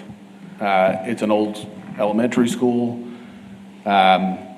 Its current owner has tried to make it a lot of different things over the years in my time here. And so I don't know how to fix it. It's full of asbestos, and I know that that's a very costly and difficult process to just singularly remove asbestos and get a structure back to work with is difficult. So I can't speak to the cost of doing that, but it seems like a substantial undertaking for this site, and I'm also concerned about the bakery, even though it might be small scale. We're in the middle of a residential neighborhood, and there's already been some pretty strong opposition to other uses that were commercial in nature, and I don't see why this would be any different. So those are my thoughts. Anyone else want to share or make a motion? Travis stole most of my comments. He was looking at my notes. But I do applaud the creativity, and it sounds like an ambitious project and a noble cause. I agree. I do appreciate the efforts. I agree that it's a very difficult property to deal with. And I just, given the location and what you've got to do to the property to make it even start to be compliant, and some of the proposed uses, I just don't see how this is a great fit for what we're wanting to put out there. I'd love to see it go in somewhere in our community, as Travis said. The other question I have, I guess, is looking at some of these pictures, pretty disturbing, the condition that the property is in, and I just wonder, at what point does code enforcement come in and, hold the owner accountable for the condition that it's in? It's obviously, there's a power line on the ground. There's a hole in the sidewalk. There's a lot of issues that are significantly hazardous to anybody walking past it even. It's just a comment, really, more than anything. I'm kind of on the other side of the coin, is from the aspect of that this would be a beginning. And I think that anytime that you have the ability to redo something, and yes, it will be slow. Yes, I think there's tremendous amount of issues, but I also know that capital expenses, revenue will control and monitor this situation. So if it's not going to work, I think he will know very quickly. But I think from the aspect of, is it worth the effort? I believe that that's up to the undertaker to determine that. Will it work? I agree with you, Luke. I think it's going to take a tremendous amount of money, but I don't think we should stand in the way of trying. That's the only opportunity that, the owner's not going to do anything. So from my standpoint, I think it's worth the effort, and I think the capital system that we have in place will determine if it'll go or not go. Can I make one comment I didn't make? Jack, Please come up. We're going to open this up for public comment, let you share your thoughts. Jack did not, the church called on it and said, is this property sold or is it leased? And he said, I do not have a lease on it. I have not sold it. And anybody else want to come forward, put money up, let me know. Jack still is the bottom dollar. There's broken windows. He's not going to do anything. Right. But this gentleman here, I applaud him for what he's trying to do, but it's going to take millions of dollars. Where is that money? I don't want him to get started and 2 days later go, oh, well, I don't need that for the neighborhood. Let's just condemn the property. Thank you. Brittany? I mean, there's no doubt about that. I love the concept, I really do. The asbestos abatement, the cost on a structure that large is astronomical. The Spanish Arms came up for sale not too long ago over off of Beauregard, and the cost of the abatement on that property was so absorbent that you couldn't do anything afterwards.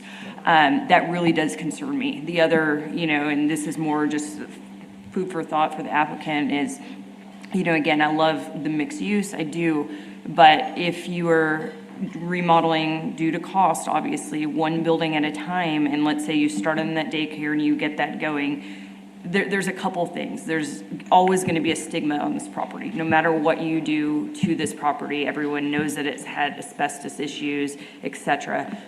So let's say you start the daycare, well, you've got an operating business, and then you decide to go to the next, maybe the housing, and then you start doing that. What parents are gonna want their kids to be coming to a daycare when there's remodeling of an asbestos building next door? That, as a parent, that would really worry me.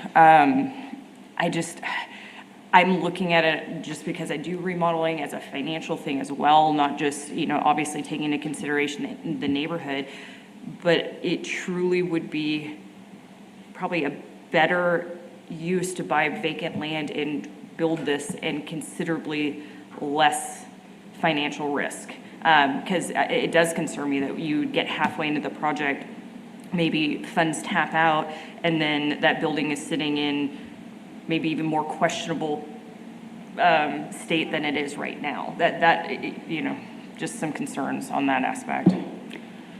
And my comment, I'm probably the only one old enough to have a heart in this. When Travis School was first opened up, I was in second grade, lived in the neighborhood, and that was the school I went to. In fact, the cafeteria wasn't even built yet. So I have a heart for this area and this school, and it has always bothered me that it has not been taken care of. It bothered me when the school district let it go and didn't take care, in my opinion, business at the time. Anyway, that's another story. I like several. I think it needs to be condemned. I think we have a problem. I think nothing's going to be good there and viable until it is. I love the idea. I love the idea. What a heart this gentleman must have for a need in San Angelo that I know we have for the teenage girls, a home and someplace to learn a business, someplace to go to school and finish their education. What a concept. But I don't know that this is the correct area for that. As much as my heart would want it to be viable again in the future, I just don't see causing more issues there than has already been. And part of that is that it hasn't been taken care of. All right. We're going to open it up for Mr. Gully here. Come on up. Thank you, Russell Gully. Those buildings, a majority of those buildings are structural concrete buildings. So yes, they do have some asbestos in them. To go in and condemn those and remove those anytime you're getting, if those were just some old wood frame buildings, run them over and go, they're gone. As concrete buildings, it's going to take a substantial undertaking to even just, one, you got to do the asbestos abatement, period. Regardless no matter of what you do. No matter what you do, it has to occur. And so then you get the asbestos out, and now you have a very solid structural building that's better made than what being built today, I really dare to say. So, but please don't get in the way. Just let someone take a chance. And Trinidad, thank you for your comments. Let industry, let it, just don't kill it here. This is the first step. If you want to let it sit and Jack Gabriel's, who's going to buy it? People have bought it, looked at it. You have someone here willing to, and we're trying to help him. We've done a little bit of just helping him get there to here. But there again, I have nothing personal to gain out of this other than I think this is good eternal work that would improve a neighborhood. Just let the buildings decay or let's get some activity there and improve that. And that's going to move away all of this stuff that's happening there bad. So thanks. Okay, I'm going to close public comment. And I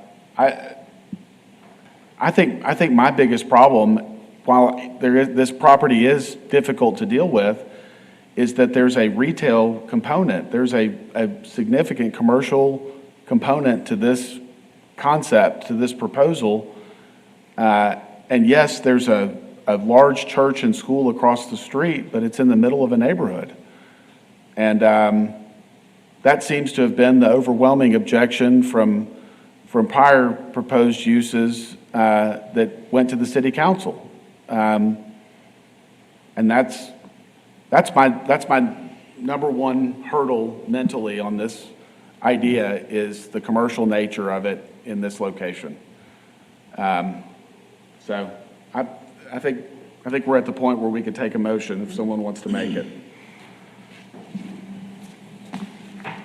I'll take a shot at it. I make a motion to approve, and I make a motion that we let, the industry decide if this is going to work or not, recognizing that it's going to require prior comments on just a tremendous amount of work. I think it's something that the city needs, and I believe that it's got an opportunity. So I make a motion to approve. Okay.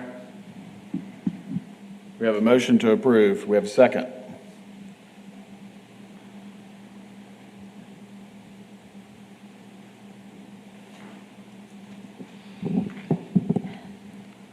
Okay, we do not have a second, so the motion did not carry. Would someone else like to make a motion? I'd move to deny. Okay, we have a motion to deny. Do we have a second?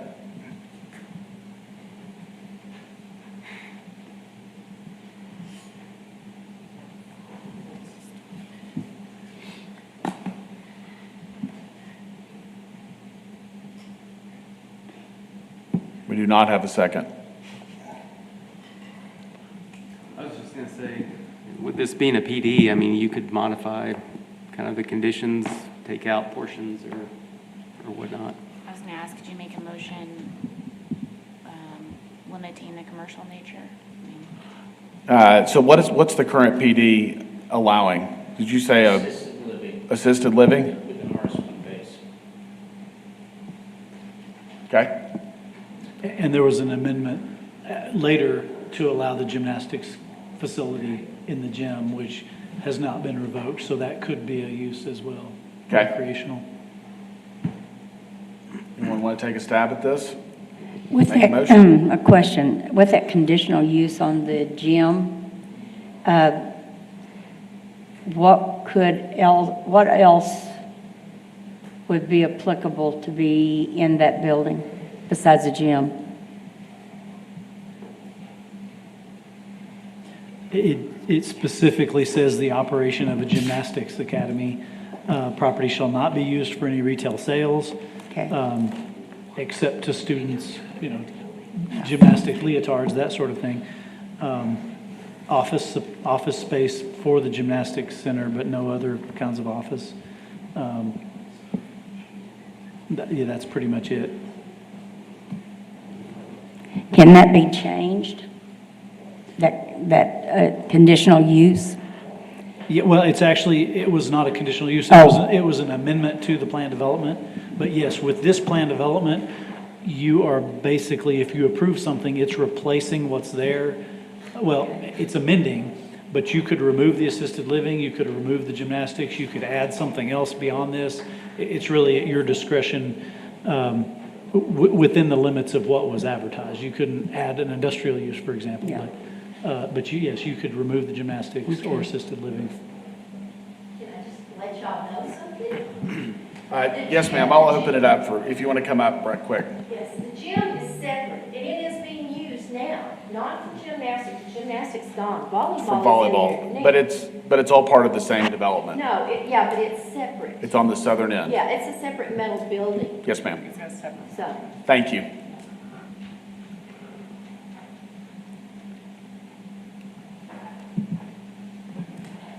All right, waiting on a motion.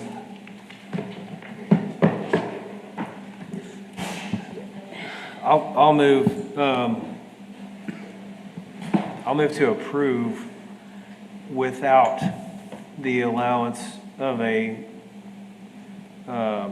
bakery, cafe, commercial type retail use. I'll second that. Okay, we have a motion and a second to amend the PD to allow for a group residential living, associated school, and daycare facility, but not the commercial bakery or cafe that was proposed on this concept plan. So all in favor, say aye. Aye. Opposed? So 5-0.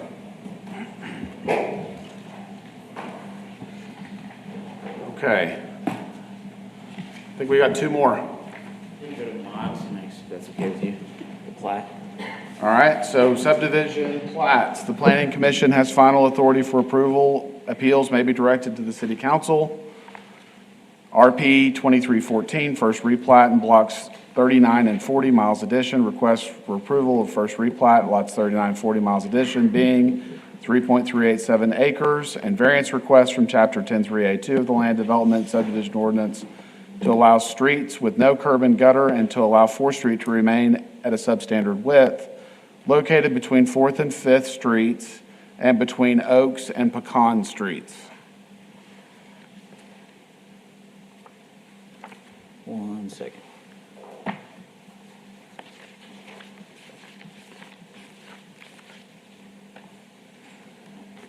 You ready, John? Okay.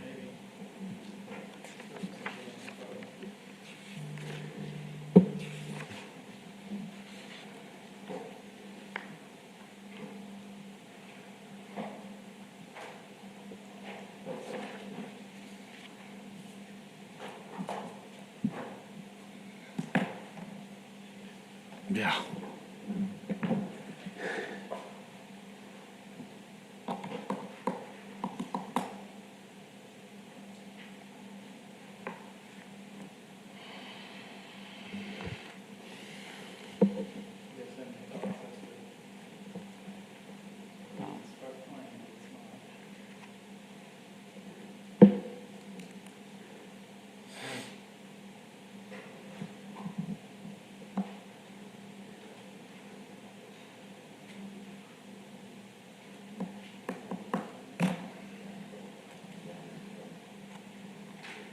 It's only a couple, so you want to go one and one? Oh, is it your, yeah. Yep, we're good. Okay. Okay, Zach Rainbow Planning and Development Services. This is a replat 2314 of the Miles Edition, blocks 39 and 40. If you remember back a couple months, there was an alleyway that was abandoned. This is the next step in the alleyway was approved to be abandoned. This is to consolidate it into the applicant's property. As you can see, it's zoned light manufacturing. The property is vacant. I'll get to an aerial here. Applicant owns most of the surrounding properties, with the state of Texas owning portions. I believe there's some ownership disputes, but that's being worked out. There is potential in this area. As you can see, it's CBD to the south. There's an encroachment to the CBD. This is just to the north of here, actually. Property is vacant, surrounded by the railroad spur there to the north, multiple industrial and warehousing type uses. However, staff has received multiple requests for retail type uses and encroachments or expansion of the CBD. Again, nothing solid, just multiple requests. So this area is likely to redevelop, potentially redeveloped. They are asking for variances to all three streets. The street North 4th is owned by the state of Texas. City does not have the ability to grant variances, so they're asking to leave the street the way it is. Based on the applicant's information, it is 2 feet in certain portions, which is 24 feet. That is 2 feet below the bare minimum that's allowed with the most recent changes by City Council. So therefore, they're asking for variances to keep the streets the way they are. The other three north-south streets, go back here, they do not have curb and gutter. They're asking for variances to that. However, the paving width, they do exceed the minimums required. Staff is in support of those variance requests. Staff is not in support of the 4th Street variance request. Maintaining streets above, or the intent of City Council was to maintain them at a certain standard, the bare minimum being 26 feet. Again, as mentioned, there are portions of 4th that are substandard. And so with the recent changes, it would be in direct, going against directly what they approved. So that's the reason staff is recommending denial on that variance. Here's conditions unique to the property. They meet the minimum widths, as I said, on the north-south streets. Again, 4th Street appears to be part of the railroad owned by the Texas Department of Transportation. However, is substandard in certain areas. Due to the potential of redevelopment, the potential of traffic with leaving it substandard and causing impact to the area, it could be substantial due to increased traffic and use in the area. They don't meet, again, the city standards, and staff is recommending denial based on the factors. I kind of briefly went over them, more briefly so here, but in depth in your packet.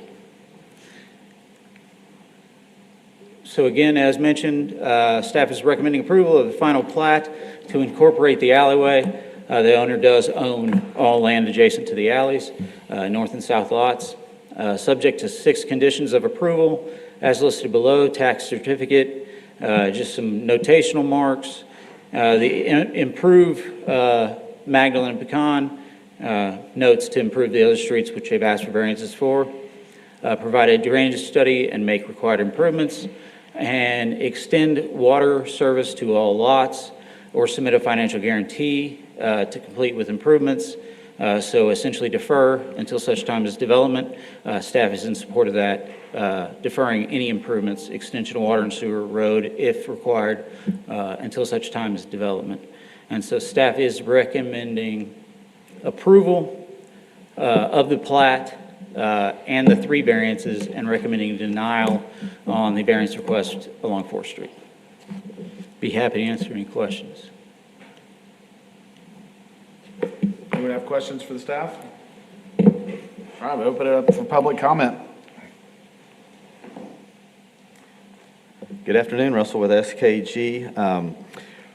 We really have no opposition, if you will, to the 4th Street paving. I guess we're just having to widen it. And a portion of the eastern part of 4th Street, or what we call in use is 4th Street, I guess technically, from my understanding, it's owned by the TxDOT or State of Texas, Texas Pacifico, however that arrangement works out. So we were somewhat unsure as to even our ability to go onto state property and make improvements. If we can get that worked out and that's all approved by the state, then we'd have no opposition to that. But if in our quest to, I guess we probably need to get approval from the state to that, if they say no, I guess, is there some way, or would we have to come back to the city, or could that just kind of be the understood caveat that if for some unknown reason state of Texas says no, then stay off of our property, then what do we do? So we're fine to make the improvements so long as we can and have the authority to make the improvements. We can't go improve, since it's not truly city right-of-way. Maybe by some point, the city could get it dedicated to the city from TxDOT. But other than that, we're happy to, and thanks to Zach and planning for deferring all of these improvements. We don't have really an immediate need for this. This is more of cleaning up some legal descriptions for Mr. Pfluger so that the property, because it's parts of going to be some abandoned alley and miscellaneous lots. So this is really primarily at this point just cleaning up the legal descriptions and getting those alley abandonments that we had requested formalized. This was one of those conditions of approval for the alley abandonment, was to come in with plat. And then our intent is there's this lot 22 on the eastern portion of that. That's a drainage way. That'll be deeded to, our intent is to deed that to the city of San Angelo. It's just a very substantial drainage structure through there of really no value to Mr. Pfluger on this. So once we get this done, then that can formally be handed over to the city. I'd be happy to answer any other questions. I'd be happy to, I think, say that staff would support a revision to the condition to state something like, if that is in fact owned by TxDOT and they deny the ability to make improvements on that property because of their ownership, then at that point, we would support them not making the improvements. Okay. Great. Thank you. Thank you. All right, anyone else wish to speak on this? I guess Mr. Pfluger is going to come up and He's been here long enough. Lee Pfluger, Single Member District 5, I believe. And I just want to thank y'all for staying around and doing this. As you know, I've been on a lot of committees, some of them with you, and I know this is a yeoman's chore, and you need to be commended for what you've done today. Thank you very much. Thanks, Mr. Pfluger. All right. Anyone else? I'm going to close public comment and take feedback or a motion. I'll see if I get this right. A motion to approve as presented with the addition of the verbiage that John had mentioned in regards to if the applicant is not able to come to an agreement with TxDOT, that they are able to move forward with the project without the improvement. I don't know if that was right or not. I second it. Okay, thanks. All right, we have a motion and a second. All in favor, say aye. Aye. Opposed? 5-0. All right. CU 2329, 2406 North Bryant. Request for approval of conditional use to allow retail sales and service uses in the heavy commercial zoning district, 2406 North Bryant.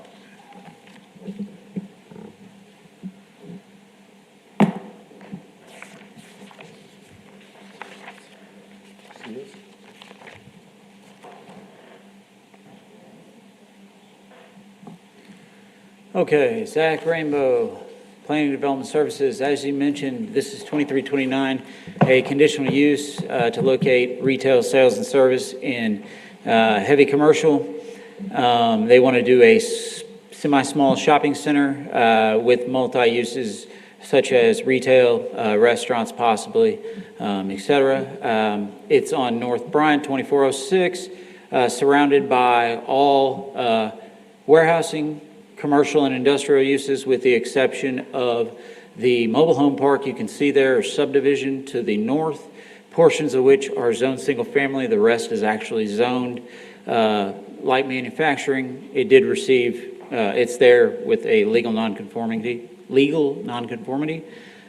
Streets built prior with the platting in this area. This was just approved last month for the entirety of the lot. I believe it's almost an acre. Did notify and received none in opposition or in favor. Here's the zonings. Again, heavy commercial. Future land use calls for commercial. The intent of the Conditional use is for expediting this request in order to get construction going. They've finished the plat. Next step would be site plan. They've already done their consultation. It looks like a good development here. Here's the plat that was approved last month. This was an idea of the concept plan that was submitted previously. As you can see, it's pretty much a standard strip center with an anchor store to the rear there. Again, the intent is to allow retail and commercial and restaurant uses to potential tenants. Sidewalks are being built, I believe, as part of a TxDOT project. Here's some pictures of looking down Bryant, and then the mobile home is actually on the right-hand side there. They're hard to see. They're covered by trees. One of the conditions of approval is, and requirements of the ordinance, is screening residential uses. So a requirement along the north side. Again, some more views along North Bryant. You can see the sidewalks there being constructed. This is an area we see a lot of new development. It's pretty much prime and ready to go. Wide streets, pavements, infrastructure, sidewalks, etc. Some more reviews of the subdivision, or the surrounding area along Bryant. It matches the area, commercial uses mainly along Bryant, compatible with the surrounding uses, the mobile home subdivision to the north. However, it is zoned with a light manufacturing, so if it were ever to go away, pretty intensive use could go in there. This is small scale and relative to where it is. The only slight concern was the MH neighborhood, hence the reason for the condition that was mentioned. Here on number 3, a privacy fence up to 6 feet or higher along the northern property there, screening it from residential. Any lights or glare shielded to prevent any flooding. And staff is recommending approval. I'd be happy to answer any questions. Do we have questions for the staff? All right, we're going to open it up for public comment.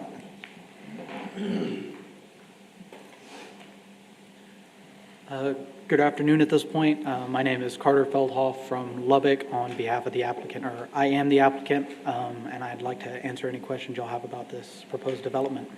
Anyone have questions for the applicant? No? I think it looks good. Good luck with it. Thank you.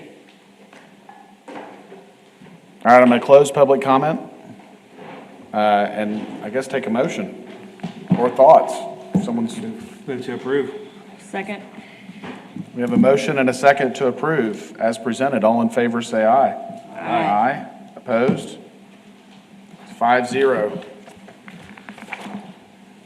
Public comment, issues or concerns not on the regular agenda may be raised by the public at this time. Citizens should speak from the podium, address all comments to the dais. Begin by stating their name, address, single member district. I'm going to open it up for public comment. I'm going to close public comment and see what else is on here. Director's report. Proposed annexation of property along Foster Road and Loop 306.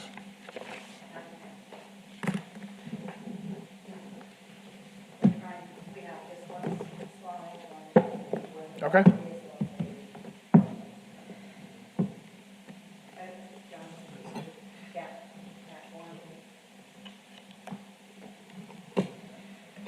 Yes.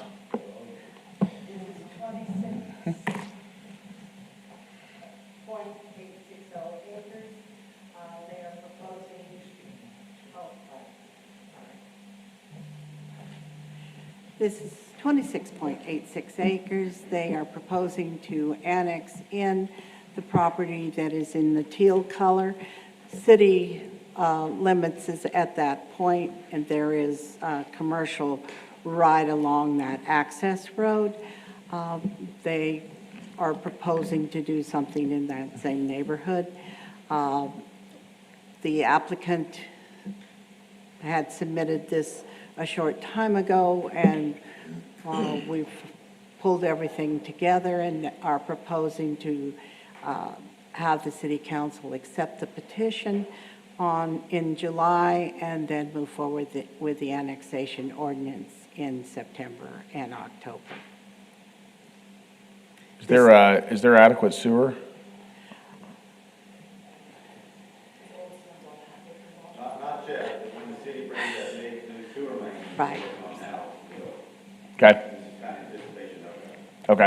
And it's right along Foster Road, so. Yep, It's great, and it's a good annexation.